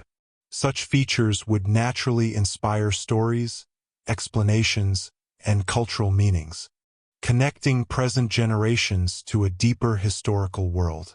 The ancient people, therefore, occupied not only physical landscapes but also landscapes of memory. Their villages varied in size, reflecting different local circumstances. Some consisted of relatively small communities, while others grew considerably larger. Certain settlements included defensive features such as palisades, wooden walls surrounding portions of the village. The reasons for these fortifications remain subjects of research. They may reflect concerns about conflict, efforts to protect valuable resources, or broader social changes occurring throughout the region. Whatever their purpose, the presence of palisades demonstrates that ancient communities invested significant effort in shaping and defending their settlements. Social organization likely became increasingly important as populations expanded and villages grew more complex. Trade continued connecting communities across considerable distances. Archaeological evidence reveals movement of materials and ideas throughout the eastern woodlands. Shell ornaments, stone tools, pottery, styles, and other artifacts demonstrate ongoing interaction among different groups. Rivers remained essential transportation corridors, facilitating communication and exchange. Canoes, traveling along waterways, carried not only goods but also stories, technologies, and cultural influences. The Ohio River system connected communities across vast areas, helping maintain relationships that extended beyond individual villages. Pottery provides some of the most distinctive evidence of ancient identity. Skilled artisans produced ceramic vessels reflecting both practical needs and artistic traditions. Decorative styles varied across regions and time periods, allowing archaeologists to trace cultural developments and interactions. Pottery served everyday purposes such as cooking and storage, yet it also expressed community identity. Every vessel reflected knowledge passed through generations. The designs carved or impressed into clay connected individual artisans to broader cultural traditions. Through such objects, we glimpse the creativity and continuity characterizing ancient life. Daily routines revolved around a combination of agriculture, hunting, gathering, craft production, and social interaction. Families worked together to maintain fields, prepare food, construct buildings, and participate in community activities. Children learned essential skills from parents and elders. Oral traditions preserved knowledge regarding history, spirituality, environmental conditions, and social responsibilities. Seasonal ceremonies likely marked important moments within agricultural cycles. Although written records do not survive from this period, archaeological evidence reveals communities rich in tradition and deeply connected to both environment and ancestry. The ancient world demonstrates how civilizations evolve rather than simply appear and disappear. They inherited agricultural practices, trade networks, and landscapes shaped by earlier societies. while developing distinctive cultural traditions of their own. Their story challenges simplistic narratives dividing history into isolated chapters. Instead, it reveals continuity, adaptation, and resilience across generations. The people living beside the Ohio River centuries ago were part of an ongoing historical process linking ancient mound builders to later indigenous nations.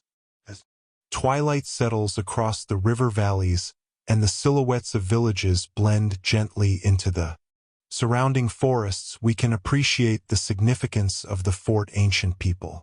They were heirs to ancient traditions and creators of new ones.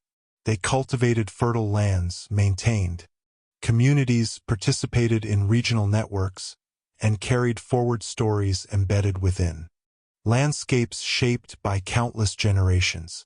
Though often overlooked in popular history, their civilization represents an important chapter in the rich and complex story of ancient North America. As the sun begins its slow descent beyond the forests of the Ohio Valley, casting long shadows across fields that have sustained generations of families, we continue exploring the world of the fort ancient people, a civilization that emerged within a landscape already layered with centuries of history. One of the most fascinating aspects of fort ancient culture is not simply what they created but what they inherited. Long before their villages appeared along rivers and fertile floodplains, the region had been home to Adena and Hopewell communities whose monumental earthworks still shaped the environment. Massive mounds rose from the countryside. Ancient ceremonial sites remained visible. Trails established by earlier generations continued connecting settlements. The fort ancient people entered a world where traces of the past surrounded them, much as modern societies inhabit landscapes filled with remnants of earlier eras. This inheritance influenced how communities understood themselves, their environment, and their place within history. To imagine life within a fort ancient village, picture a community situated beside a river, winding through dense woodlands. Houses arranged around open spaces provide shelter for extended families. Nearby fields produce maize, beans, and squash. Storage structures protect harvests from weather and animals. Children learn agricultural skills while elders pass down stories, preserving collective memory. The village functions as both a practical settlement and a social world where relationships, traditions, and responsibilities connect individuals to one another. Unlike the monumental ceremonial centers associated with earlier periods, fort ancient settlements emphasize everyday community life. Yet this should not be interpreted as simplicity. Maintaining agricultural systems, coordinating labor, organizing social relationships, and sustaining trade networks required considerable knowledge and cooperation. Agriculture formed the foundation upon which much of fort ancient society rested. Maize cultivation supported population growth and encouraged increasingly permanent settlement patterns. Fields required preparation, planting, maintenance, and harvesting. Successful agriculture depended upon understanding local soils, weather conditions, seasonal cycles, and environmental changes. This knowledge accumulated across generations through observation and experience. Families worked together to ensure food security while communities cooperated during periods requiring significant labor. Agricultural success allowed villages to flourish, creating opportunities for craft, specialization, trade, and cultural development. Yet farming never existed in isolation from other subsistence activities. Hunting remained important. Deer provided meat, hides, and bone for tools. Rivers supplied fish and transportation routes. Forests yielded nuts, berries, medicinal plants, and construction materials. Ancient communities maintained diverse relationships with their environments, balancing agricultural production with continued use of wild resources. This flexibility contributed to resilience, enabling adaptation to changing conditions. Social life likely revolved around family networks, community obligations, and seasonal gatherings. Oral traditions preserved history, values, and practical knowledge. Ceremonies marked important moments within agricultural cycles and community life. Music, storytelling, and ritual probably played significant roles in strengthening social bonds. Although archaeology cannot recover every detail of these experiences, evidence suggests vibrant communities rich in cultural traditions. The absence of written records does not imply absence of history. Knowledge survived through memory, performance, and teaching, passed from one generation to the next through countless conversations and shared experiences. Trade continued, linking ancient communities to broader regional networks. Rivers functioned as transportation corridors, facilitating movement of goods and ideas. Shell ornaments, stone materials, pottery styles, and other artifacts reveal connections extending beyond local territories. Interaction with neighboring cultures encouraged exchange while allowing communities to maintain distinctive identities. Such networks remind us that ancient North America remained highly interconnected even without centralized political systems. Communication, cooperation, and mobility shaped cultural development throughout the continent. One of the most intriguing questions surrounding the ancient people concerns their relationship with the ancient earthworks scattered across the landscape. Imagine encountering a massive mound built centuries before your own lifetime, its origins preserved only through stories and tradition. Such monuments would naturally inspire curiosity and meaning. Archaeologists believe some ancient communities maintained connections to older ceremonial locations, though the exact nature of these relationships remains uncertain. What seems clear is that the mounds continued influencing cultural landscapes long after their original builders disappeared. They served as reminders that generations had lived, worked, and gathered within these valleys before the present community emerged. The ancient people, therefore, existed within a historical consciousness shaped by visible evidence of the past. Their pottery traditions offer another window into cultural identity. Ceramic vessels recovered from archaeological sites display distinctive decorative techniques and regional variations. Pottery served practical needs, yet it also reflected shared traditions and artistic preferences. Skilled artisans passed techniques through generations, ensuring continuity while allowing innovation. Through pottery, archaeologists trace cultural connections, migrations, and changes occurring over centuries. Every vessel represents not only craftsmanship but also participation in broader traditions linking individuals to community history. The ancient world was not static. Populations shifted. Settlements expanded or contracted. Trade patterns evolved. Environmental conditions changed. Communities adapted continually to new circumstances. This adaptability represents one of the defining characteristics of successful civilizations throughout history. Rather than remaining fixed, societies respond creatively to challenges and opportunities. The ancient people demonstrated this capacity repeatedly, sustaining communities across centuries. Within a dynamic and changing world, their story also highlights the importance of continuity in North American history. Too often, ancient civilizations are portrayed as isolated episodes, disconnected from one another. In reality, the fort ancient people inherited traditions, landscapes, and knowledge shaped by countless generations. They adapted these inheritances while creating new cultural forms of their own. Their civilization formed part of a larger historical continuum, linking ancient mound builders to later indigenous nations whose descendants continue, preserving cultural traditions today. As evening settles over the Ohio Valley and the sounds of village life fade gently into the surrounding forests, we are left with a deeper appreciation for the fort ancient people and the world they inherited.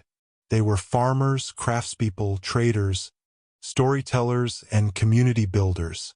They lived within landscapes rich with memory while contributing new chapters to an ongoing human story. Though often overshadowed by more famous civilizations, their achievements remind us that North America's history is woven from countless interconnected cultures, each leaving traces that continue shaping our understanding of the past. Chapter 3, Segment 1, The Mississippian Civilization and the Rise of Cahokia.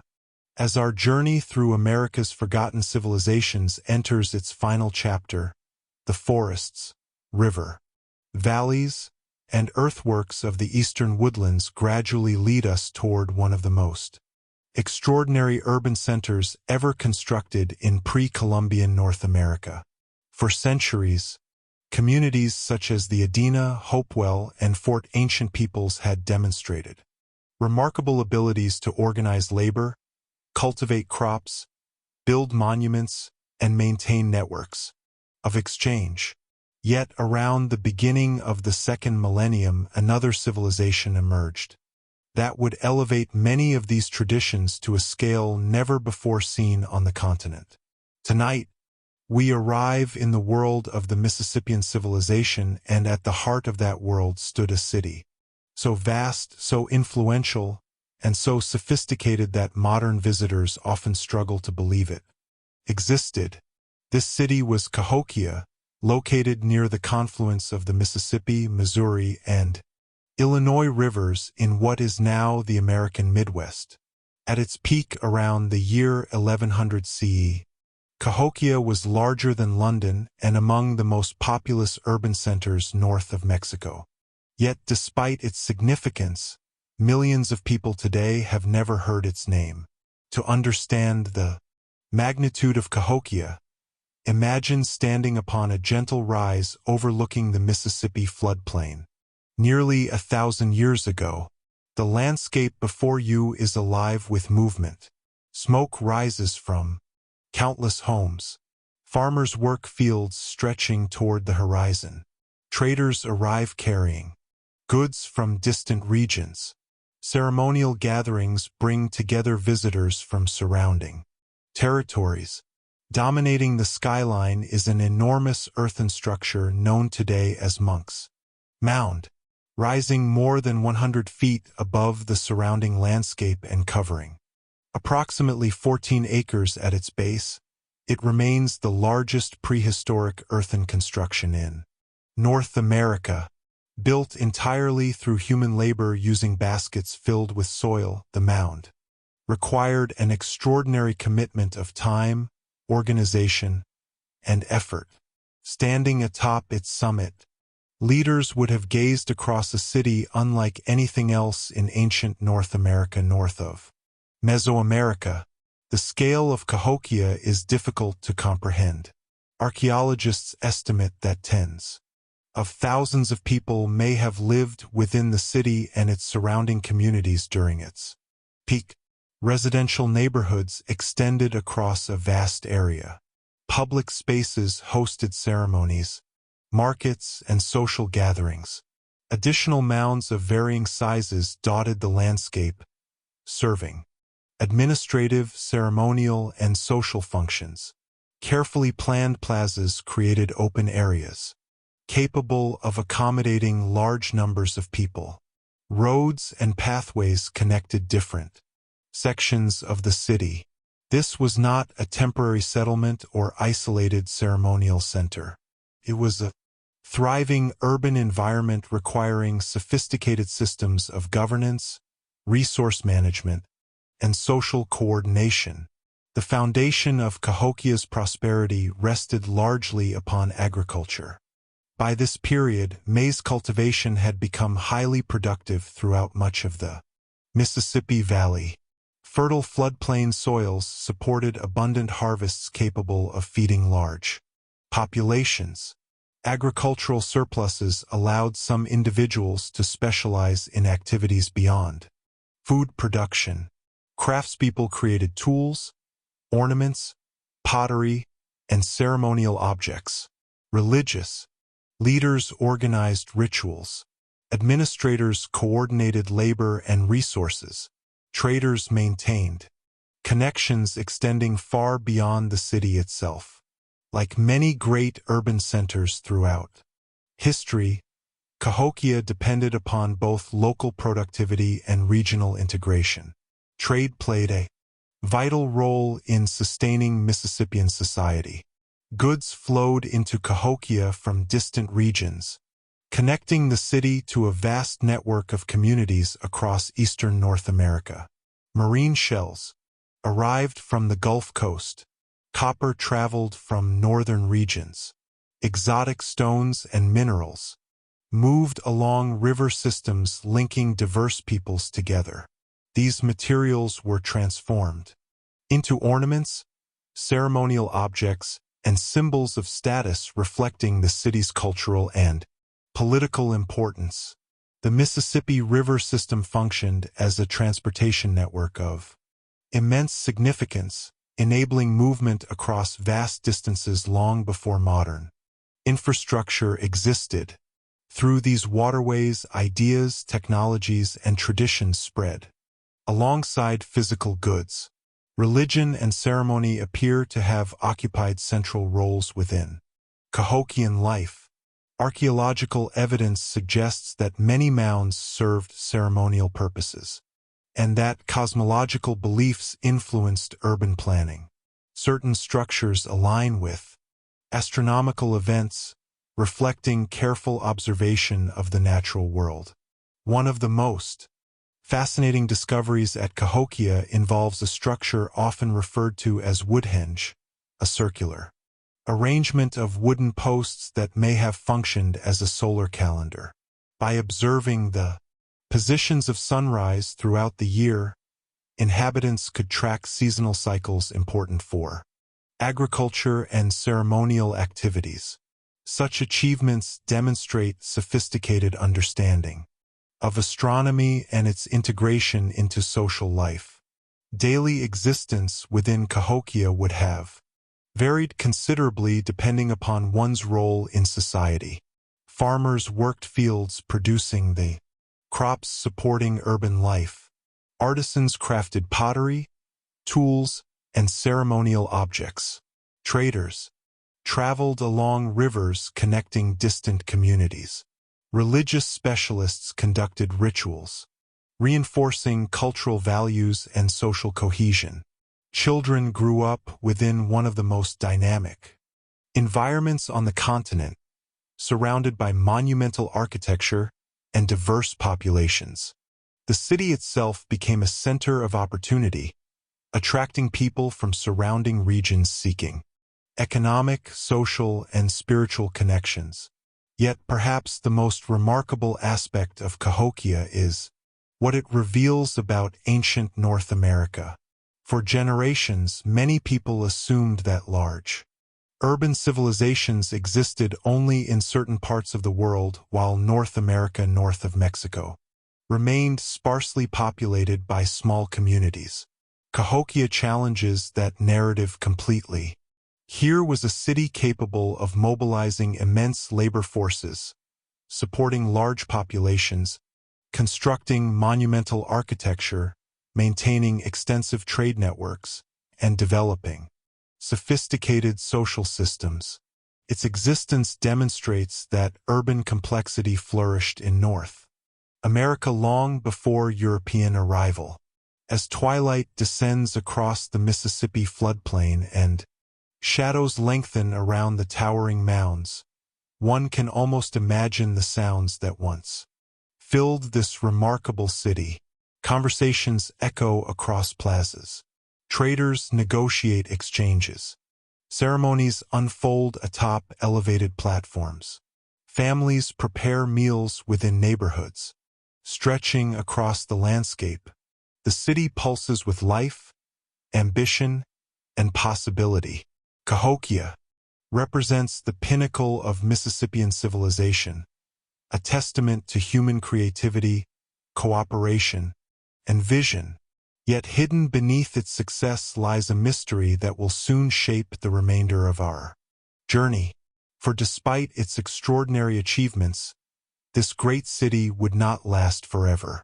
One day the plazas would grow quiet, the neighborhoods would empty, and the largest city in ancient North America would begin a long transformation into one of history's most fascinating enigmas. As the morning sun rises above the broad waters of the Mississippi River and illuminates the immense earthworks of Cahokia, the true scale of Mississippian civilization becomes even more apparent. The city before us is not merely a collection of villages gathered around a ceremonial center. It is a carefully organized urban landscape, a place where thousands of people lived, worked, traded, worshipped, and participated in a society unlike anything previously seen in North America north of Mexico.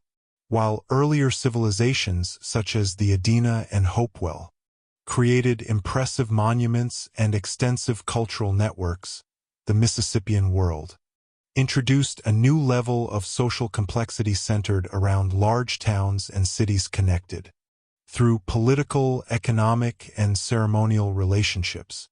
Cahokia stood at the heart of this system, influencing communities across a vast portion of the continent and demonstrating the extraordinary achievements possible through cooperation, innovation, and agricultural productivity.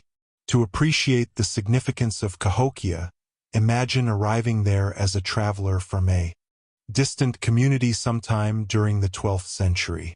After days or perhaps weeks of journeying along rivers and forest trails, you emerge onto the floodplain and see something astonishing. Earthen mounds rise above the landscape in every direction. Vast open plazas create spaces larger than many modern city squares. Residential neighborhoods stretch outward from the center. Smoke rises from hundreds or even thousands of homes. People from diverse backgrounds move through markets and gathering places. Goods from distant regions are displayed and exchanged. The sheer size of the settlement communicates power, stability, and importance.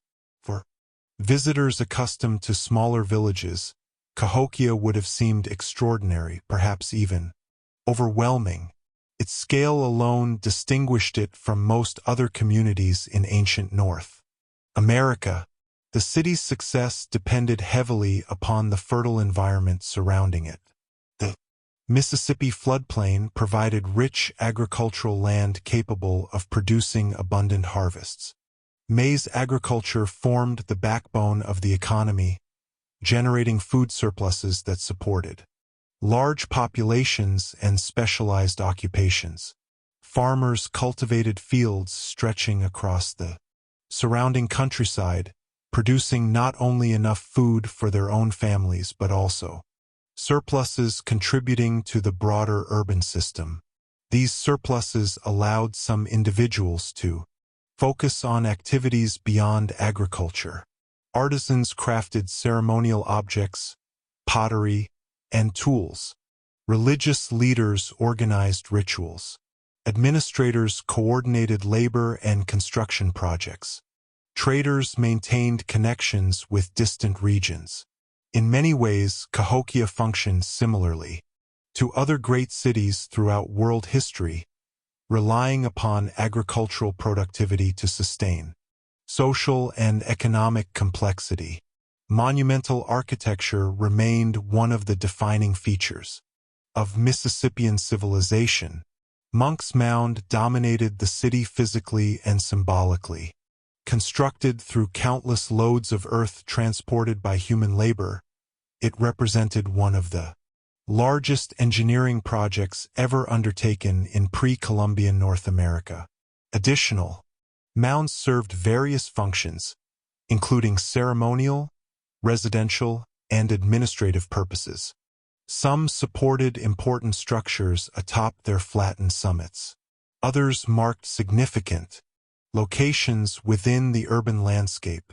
Together, these monuments created a skyline unlike any other on the continent. Their construction required careful planning, leadership, and coordination of labor on a massive scale. Every mound reflected collective effort and shared purpose. Religion appears to have played a central role within Mississippian society. Archaeological discoveries suggest strong connections between political authority, ceremonial practices, and cosmological beliefs. Leaders may have derived legitimacy partly through associations with spiritual traditions and sacred landscapes. Ceremonial gatherings likely brought together people from across the region, reinforcing social bonds and cultural identities.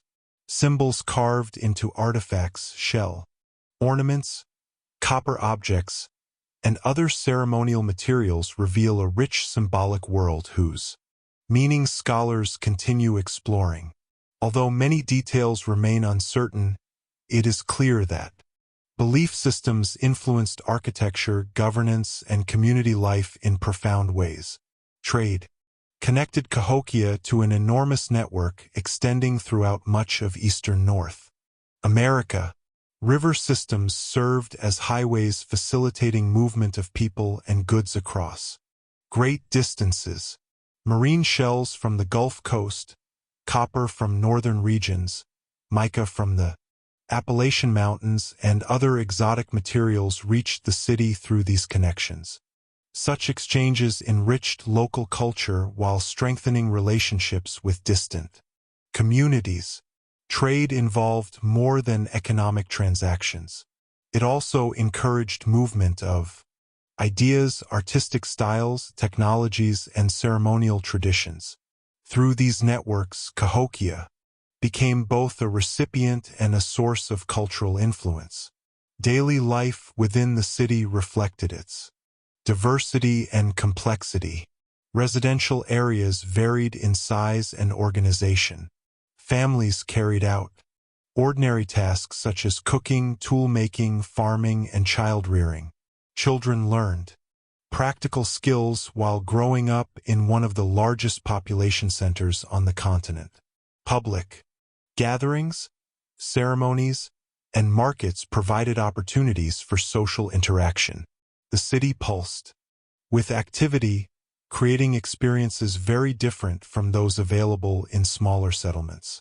People living in Cahokia inhabited a world where monumental architecture, regional trade, agricultural abundance, and ceremonial traditions combined to create a unique urban environment. Yet despite its success, questions remain regarding how the city functioned and why it attracted so many people. Some scholars emphasize economic opportunities created by trade and agriculture. Others focus on religious significance and ceremonial importance. Still others highlight political leadership capable of organizing large-scale projects and maintaining social cohesion. The reality likely involved a combination of factors.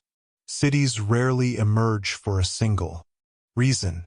Instead, they develop through interactions among environment, economy, culture, and human ambition. Cahokia represents one of the clearest examples of this process in ancient North America. Today, many people remain unaware that such a city ever existed. Modern narratives often overlook indigenous urban achievements prior to European contact.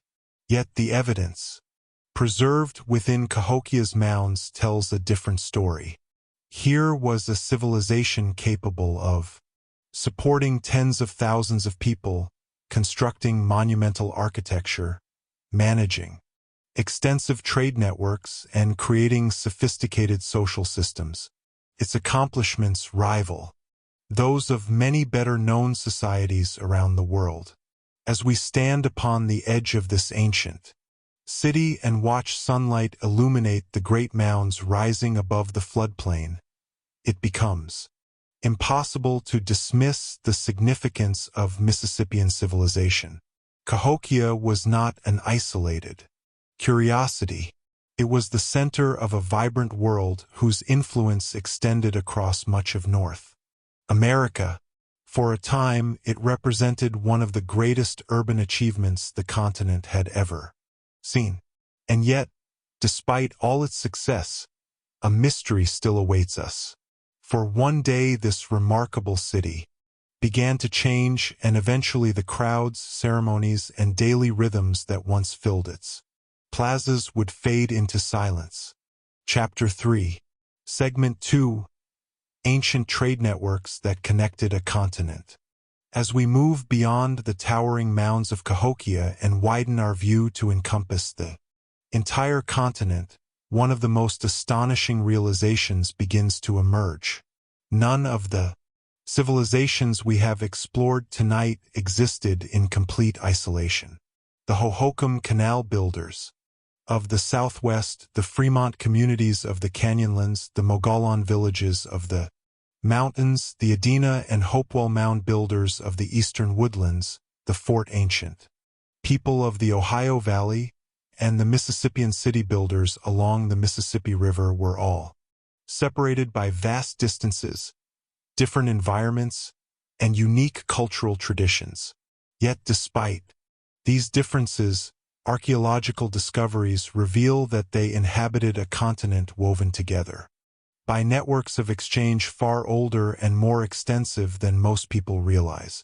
Long before horses arrived from Europe, long before paved roads crossed North America, and long before modern nations existed, indigenous peoples created systems of communication, trade, diplomacy, and cultural interaction that connected forests, deserts, mountains, rivers, coastlines, and grasslands into a dynamic web of relationships stretching across thousands of miles. To appreciate the scale of these networks, imagine standing beside a river landing near Cahokia around the year 1200 CE. Canoes arrive carrying goods gathered from distant regions. Traders unload bundles containing materials unfamiliar to local landscapes. Some objects originated hundreds of miles away. Others traveled more than 1,000 miles before reaching the city. Every artifact represents a journey involving countless individuals, communities, and exchanges. Archaeologists have uncovered evidence of marine shells from the Gulf Coast appearing deep within the continent, copper from the Great Lakes region reaching southern settlements, obsidian from the Rocky Mountains traveling eastward, and mica from the Appalachian Mountains appearing in ceremonial centers hundreds of miles away. These discoveries reveal not isolated trade routes but a continental system linking diverse peoples through repeated interaction across generations. Rivers played a particularly important role in this world. Today, rivers often appear as geographical features separating regions, but for ancient peoples they functioned as highways. The Mississippi River system alone connected enormous portions of North America. Tributaries reach deep into forests, grasslands, and mountain valleys, creating transportation corridors capable of supporting movement across remarkable distances. Canoes carrying goods, travelers, and information moved steadily along these waterways. News traveled, alliances formed, technologies spread. Through rivers, communities separated by hundreds of miles remained connected to broader worlds. The Mississippi, Ohio, Missouri, Arkansas, Tennessee, and countless smaller rivers formed the arteries of an ancient continent-wide network. Trade involved practical resources, of course. Communities sought materials unavailable within local environments. Coastal shells provided valuable raw materials for ornaments and ceremonial objects. Copper offered opportunities for artistic and symbolic expression. High-quality stone improved tool production. Exotic materials carried prestige because of their rarity and distant origins. Yet the exchange of goods tells only part of the story.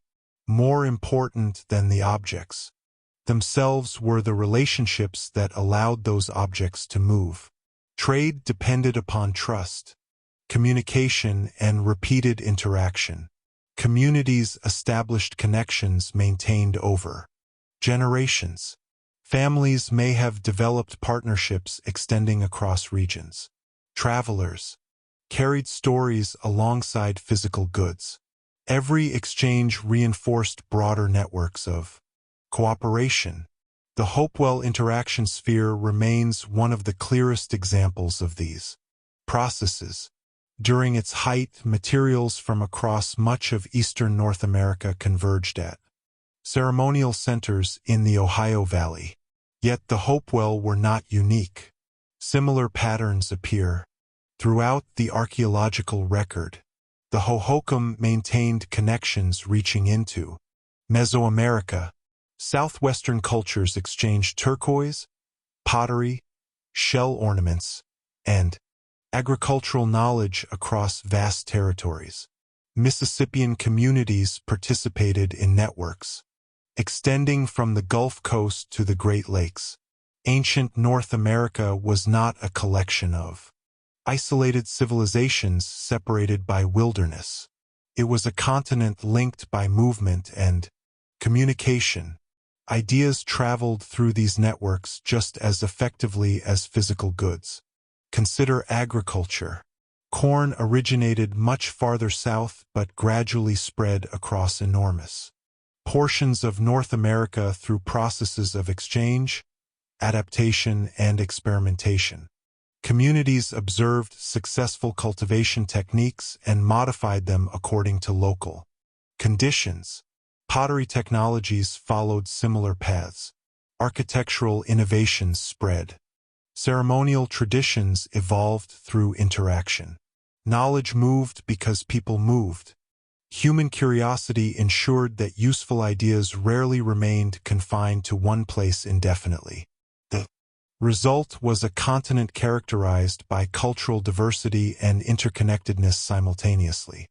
One of the most fascinating aspects of these networks is how they functioned without centralized control. No empire governed all of North America. No single authority directed continental trade. Instead, countless local decisions created larger patterns. Communities exchanged goods because doing so provided benefits. Travelers maintained routes because relationships mattered. Ceremonial gatherings brought people together from different regions.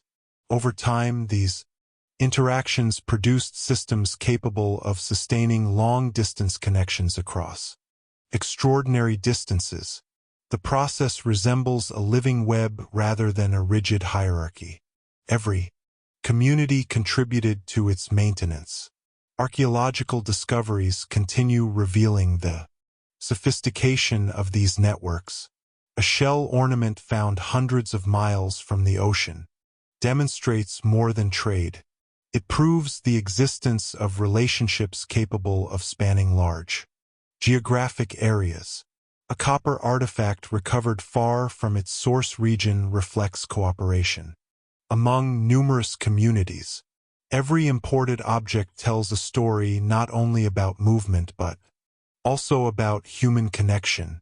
Such evidence challenges outdated narratives portraying ancient North America as sparsely populated or culturally isolated. Instead, it reveals vibrant societies, engaged in continual interaction.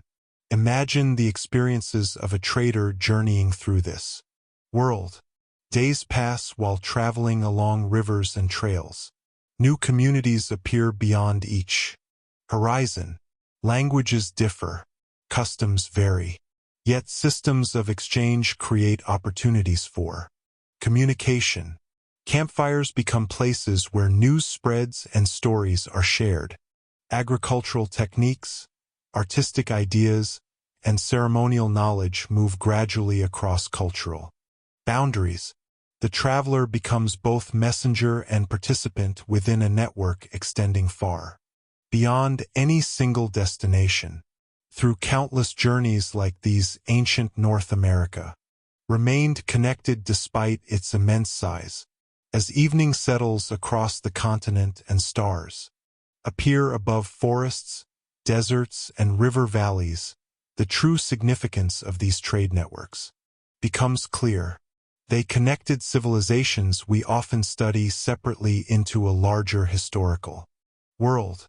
The Hohokam, Fremont, Mogollon, Adena, Hopewell, Fort Ancient, and Mississippian peoples were not isolated chapters within separate stories. They were participants in overlapping networks of exchange shaping the development of North America for centuries. Through rivers, trails, ceremonies, and relationships, they created a continent-wide conversation long before modern transportation made such connections seem possible. Their achievements remind us that human societies have always sought ways to reach beyond local horizons, building bridges of communication and cooperation across even the greatest distances. As darkness deepens across the ancient landscapes of North America and the stars begin reflecting in the waters of countless rivers that once carried travelers across the continent, it becomes impossible to ignore one of the most remarkable truths revealed by archaeology. Long before European exploration, long before modern transportation, and long before the creation of national borders, indigenous civilizations had already established communication networks capable of connecting enormous portions of the continent. These networks did not resemble modern highways, railways, or shipping routes. They were something more organic, built through generations of relationships, movement, trust, and shared knowledge. Yet their effectiveness was extraordinary. Through them, ideas, materials, technologies, artistic traditions, and ceremonial practices traveled across distances that continue to surprise researchers today. The story of North America's ancient trade networks is therefore not simply a story about commerce. It is a story about connection itself. Imagine beginning a journey from the Gulf Coast more than 1,000 years ago. Marine shells gathered along warm coastal waters are carefully prepared for trade. They pass into the hands of travelers who carry them inland through river systems and established routes. Along the way, exchanges occur repeatedly. Goods change hands. Stories accompany transactions. Relationships are renewed. Eventually, some of those shells arrive hundreds of miles from the ocean, perhaps in a ceremonial center near the Ohio Valley or a settlement along the Mississippi River. Archaeologists have discovered precisely such evidence. Marine shells appear in locations where they could not have originated naturally, demonstrating the existence of sustained long-distance exchange. Similar patterns emerge across the continent. Copper from the Great Lakes traveled southward. Obsidian from western volcanic regions moved east. Mica from Appalachian Mountains appeared in distant ceremonial contexts. These materials served as physical proof that ancient North Americans inhabited a world connected by movement and interaction. Rivers formed the backbone of many of these networks. The Mississippi River and its Tributaries created one of the largest transportation systems on Earth. Communities situated along waterways enjoyed access not only to resources but also to communication routes extending across vast regions. Canoes carried people and goods efficiently through landscapes that might otherwise have been difficult to traverse. Travelers moving along rivers could cover impressive distances while maintaining contact with multiple communities. The Ohio River linked eastern regions to the Mississippi. The Missouri extended connections deep into the interior. Countless smaller waterways created local networks feeding into larger systems. Together they formed a continental infrastructure built not from stone or metal but from geography itself. The Mississippian civilization benefited enormously from these routes. Cahokia occupied a strategic location near the meeting point of major river systems, allowing it to function as a center of exchange. Goods arrived from distant regions and were redistributed through surrounding networks. Yet Cahokia was only one node within a much larger web. Similar patterns existed elsewhere. The Hopewell interaction sphere connected communities across the eastern woodlands centuries earlier. Southwestern civilizations such as the Hohokam maintained trade relationships extending toward Mesoamerica and neighboring regions. Across North America, networks overlapped and interacted, creating opportunities for exchange on scales once thought impossible. One of the most important consequences of these networks involved the movement of ideas. Material goods attract attention because they survive archaeologically, but ideas may have been even more significant. Agricultural practices spread through observation and communication. Corn cultivation expanded gradually across the continent because communities learned from one another and adapted techniques to local conditions. Pottery styles evolved through interaction. Architectural concepts appeared in multiple regions, modified according to local traditions. Ceremonial symbols and artistic motifs traveled alongside traders and travelers. Human beings have always shared knowledge, and ancient North America was no exception. The continent functioned as a vast landscape of learning where innovations moved between communities through repeated contact. Trade also encouraged diplomacy and social relationships. Exchange rarely occurs in environments of constant hostility. Sustained networks require cooperation, trust, and mutual benefit. Communities developed relationships capable of supporting long-distance interactions across generations. Seasonal gatherings may have provided opportunities for trade, ceremonies, marriage alliances, and conflict resolution. Such events strengthened social bonds while facilitating movement of goods and information. Archaeologists increasingly recognize the importance of these gatherings in maintaining regional stability and cultural continuity. Through them, communities remained connected to broader worlds while preserving local identities. The diversity of North America makes these achievements even more impressive. Deserts, forests, mountains, grasslands, wetlands, and river valleys created vastly different environmental conditions. Languages varied. Cultural traditions differed. Yet exchange flourished despite these differences. Rather than preventing interaction, diversity often encouraged it. Communities possessed resources, knowledge, and products valuable to others. Trade allowed people to access materials unavailable locally while establishing relationships, extending beyond immediate surroundings. The result was a continent characterized by both cultural distinctiveness and interconnectedness. Archaeological discoveries continue expanding our understanding of these networks.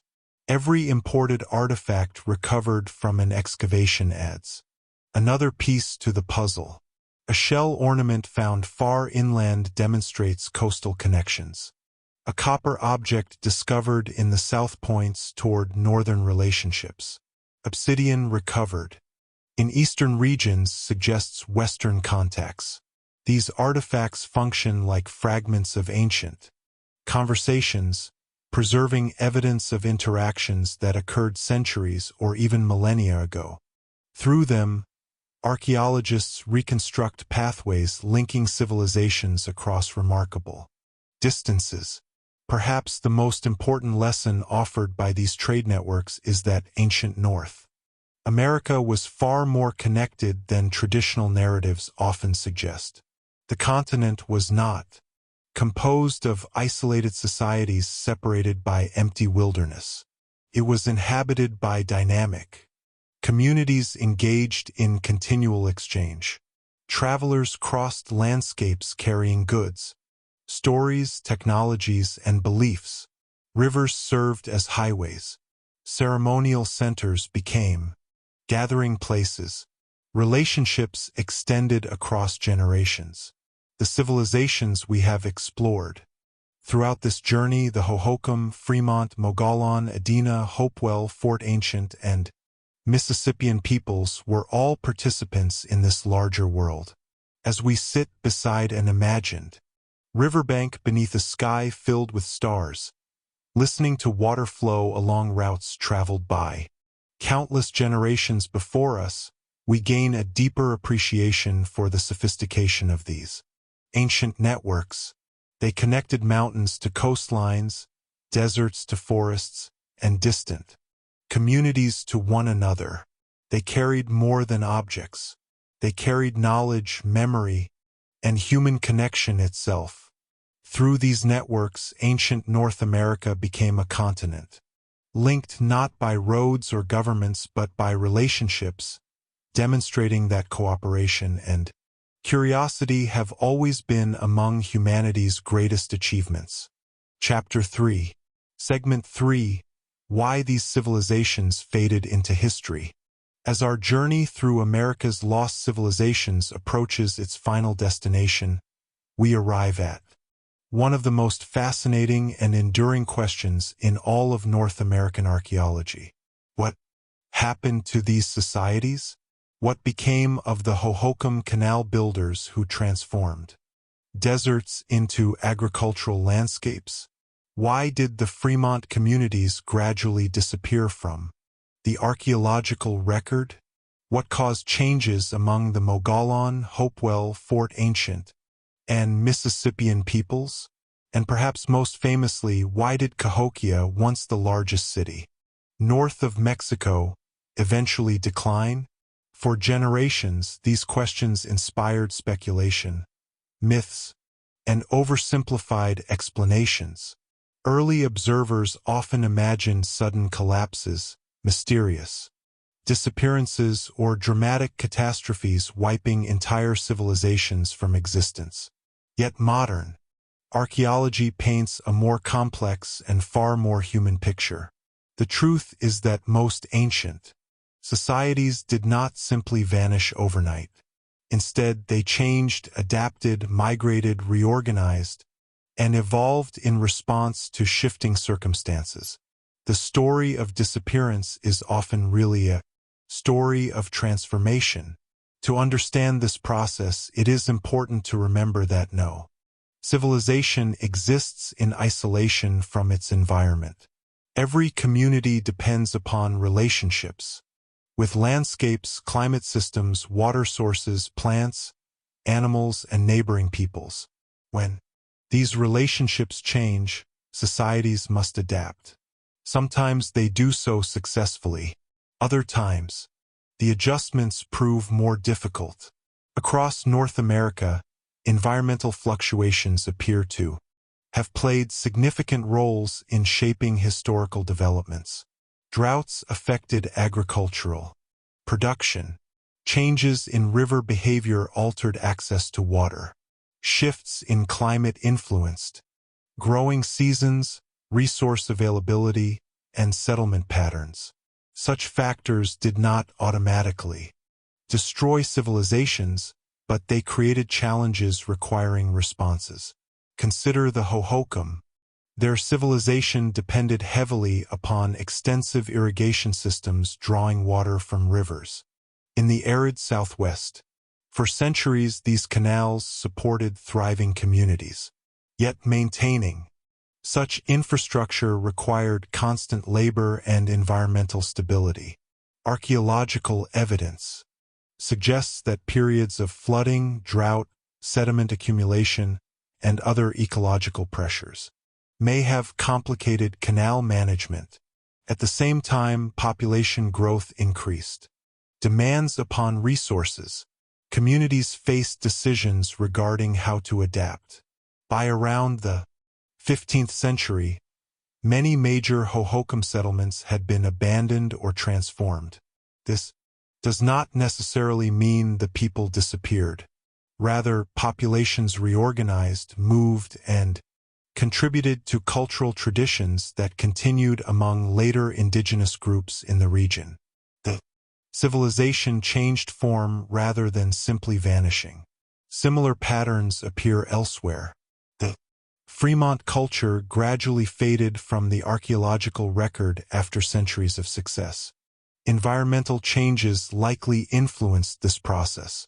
Drought conditions may have affected agriculture in some regions. Communities adapted through migration, shifting subsistence strategies, or integration with neighboring populations. The archaeological record reveals transformation rather than sudden catastrophe. Human beings responded creatively to changing circumstances, even when those responses produced cultural patterns different from those recognized by archaeologists as Fremont. The Mogollon story reflects comparable themes. Settlements shifted over time. Populations moved between regions. Cultural traditions evolved through interaction with neighboring peoples. Archaeologists now understand that many ancient societies were far more flexible than earlier scholars assumed. Mobility, adaptation, and cultural blending represented normal aspects of life rather than signs of failure. The same processes affected communities throughout North America. One of the most intriguing examples involves the Hopewell interaction sphere. During its peak, extensive trade networks connected communities across enormous distances. Yet by around 500 CE, many classic Hopewell ceremonial traditions changed significantly. Why? Archaeologists continue debating the details. Some suggest that social priorities shifted. Others point toward changing economic relationships or evolving religious practices. What seems clear is that communities gradually reorganized rather than experiencing a single dramatic collapse. Trade networks transformed. New forms of social organization emerged. The cultural landscape evolved. The disappearance of the Hopewell world, therefore, reflects change rather than extinction. Cahokia presents perhaps the most famous mystery. At its height, the city supported tens of thousands of inhabitants and dominated a vast regional network. Yet by around 1350 CE, much of the urban center had been abandoned. Would one of the continent's greatest cities decline? Researchers have proposed numerous explanations. Environmental stress may have played a role. Deforestation associated with construction and fuel needs could have altered local ecosystems. Flooding may have disrupted agriculture. Population density may have created social tensions. Political and religious systems may have faced challenges as circumstances changed. Disease, resource pressures, and migration likely contributed as well. The important point is that no single explanation fully accounts for the city's transformation. Instead, Cahokia appears to have experienced a combination of interconnected challenges accumulating over time.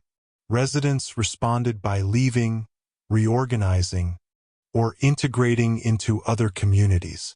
Once again, the story is one of transformation rather than simple disappearance.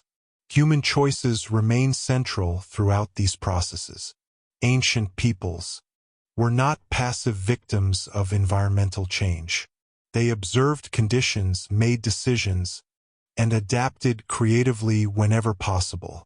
Communities relocated when necessary. Alliances shifted. Technologies evolved. Agricultural practices changed. Social structures adjusted. Such responses demonstrate resilience rather than failure. Too often discussions of ancient civilizations focus exclusively on decline while overlooking adaptation. Yet adaptation may be the most important theme of all. The descendants of these civilizations did not vanish. They continued, living, creating communities, preserving traditions, and shaping history. Another important factor involves the limitations of archaeology itself. Archaeologists identify cultures based upon material patterns such as pottery styles, settlement structures, and artifact types. When these patterns change, a civilization may appear to disappear from the archaeological record. Yet people themselves often remain. They adopt new technologies, move to different regions, intermarry with neighboring groups, develop new identities. The archaeological label disappears even though human communities continue. Understanding this distinction is essential. Ancient cultures are not static categories. They are living societies capable of transformation. As night settles, across the deserts, forests, river valleys, and plains we have explored throughout this journey, deeper understanding begins to emerge. The Hohokam, Fremont, Mogollon, Adena, Hopewell, Fort Ancient, and Mississippian peoples did not simply vanish into thin air. Their worlds changed, landscapes shifted, communities adapted, traditions evolved, descendants carried knowledge forward into new eras. The mystery of disappearance, therefore, becomes a story about continuity. As much as change, civilizations rise, transform, and leave lasting legacies behind. Though the cities, villages, and ceremonial centers may no longer function as they once did, their influence continues shaping the continent today. Beneath modern towns, along forgotten riverbanks, across desert valleys, and beneath forest canopies, traces of these ancient worlds remain, reminding us that history is rarely about endings alone. More often, it is about transformation. As the final stars emerge above the continent and our long journey through America's forgotten civilizations begins drawing to a close, we return to the question that has quietly followed us from the beginning. If these societies were so successful, so innovative, and so deeply connected to their environments, why do we no longer see them in the forms they once existed? Why are the canals of the Hohokam no longer maintained by the communities that built them? Why do the great Hopewell ceremonial centers stand silent? Why did Cahokia's plazas eventually empty? The dramatic myths often suggest civilizations are not permanent. They are living systems shaped by human choices, environmental conditions, economic relationships, social structures, and historical circumstances. When those factors change, societies change as well. The civilizations we have explored tonight did not disappear because they failed to understand their worlds. In many cases, they disappeared precisely because they adapted to changing worlds, transforming into something new. One of the greatest misconceptions about ancient history is the idea that cultural change automatically represents collapse. Modern societies often imagine history as a sequence of distinct civilizations appearing and disappearing like isolated chapters in a book. Yet, reality is rarely so neat. Human communities are fluid. Families move. Traditions evolve. Languages change. New alliances emerge. Older identities blend into new ones. What archaeologists identify as the end of a civilization often marks the beginning of another phase in a much longer story. This perspective is particularly important when examining North America. Many of the cultures discussed throughout this journey contributed directly or indirectly to later indigenous societies whose descendants remain present today. Their histories did not end. They continued through transformation, adaptation, and cultural continuity. Environmental factors undoubtedly influenced many of these changes. The continent experienced periods of drought, flooding, temperature fluctuations, and ecological shifts throughout the centuries. For agricultural societies, such changes could be significant. Prolonged drought might reduce harvests.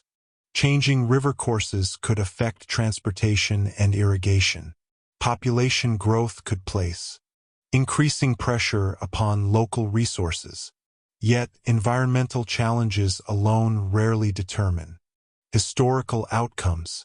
Human responses matter just as much.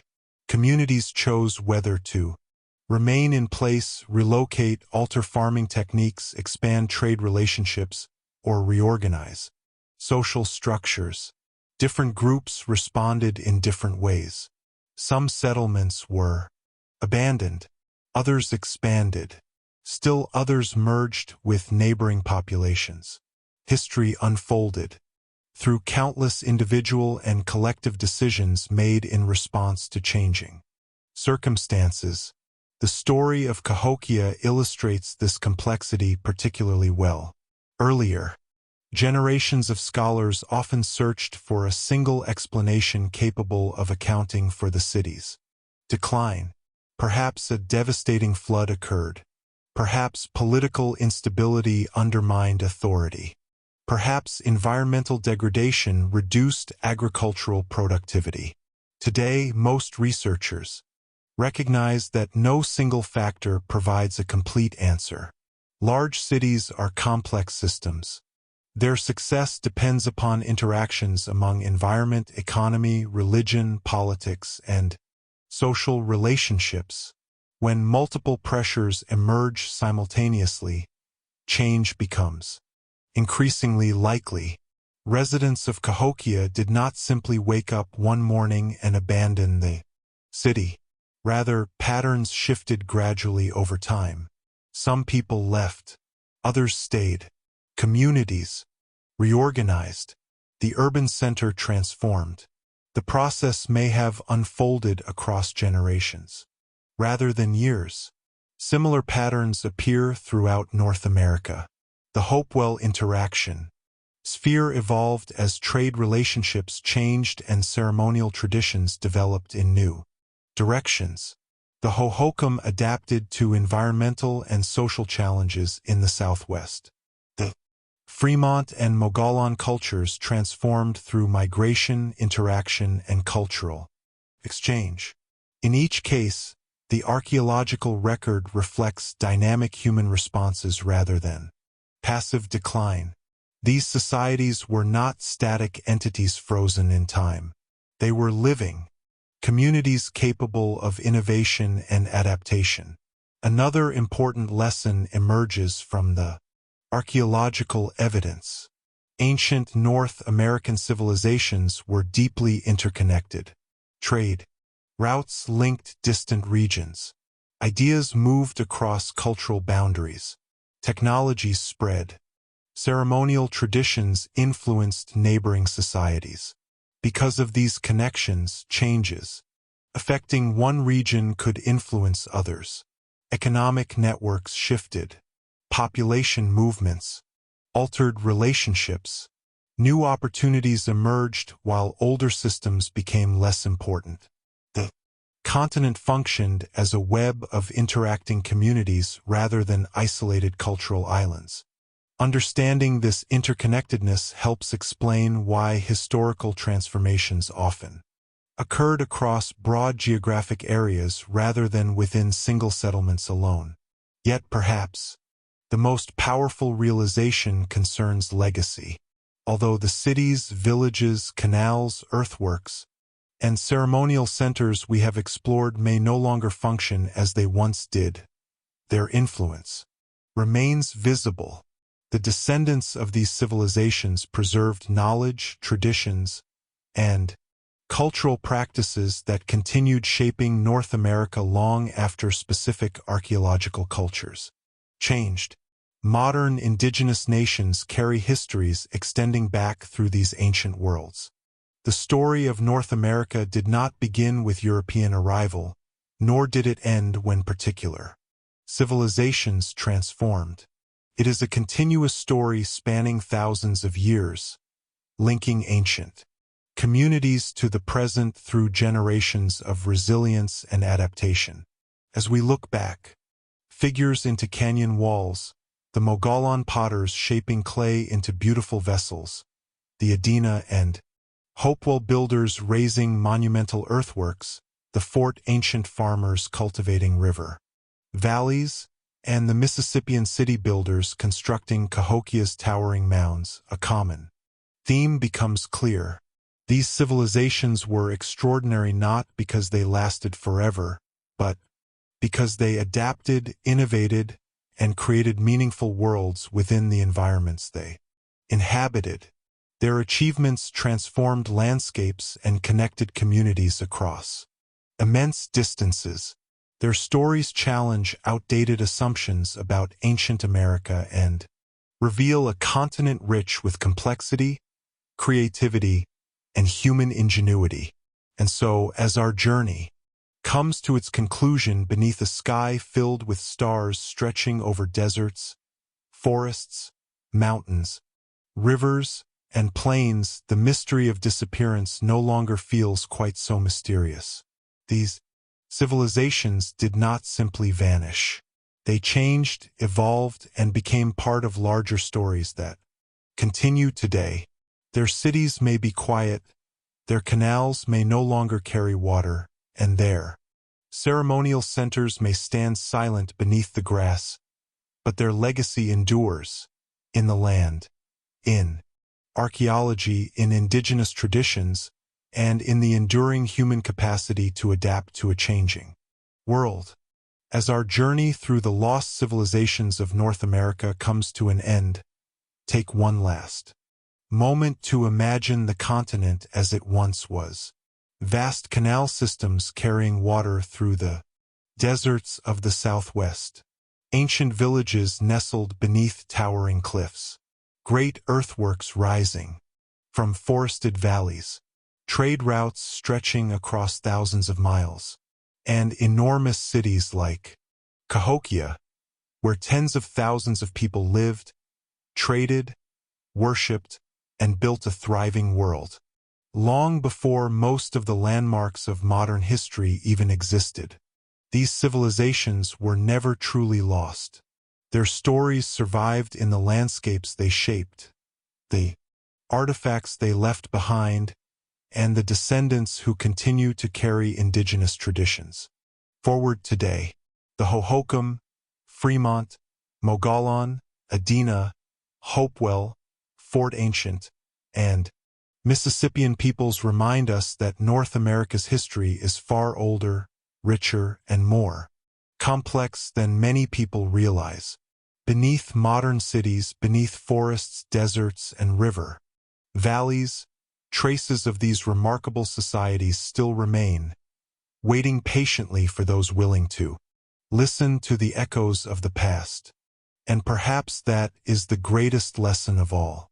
History is not only about what survives in books, it is also about what survives in memory, in landscapes, and in the stories that refuse to be forgotten.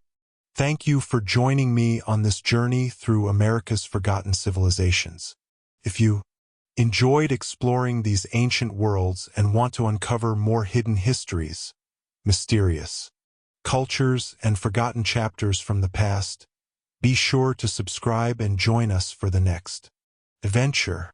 Until then, rest well and let the echoes of ancient America carry you gently into the night.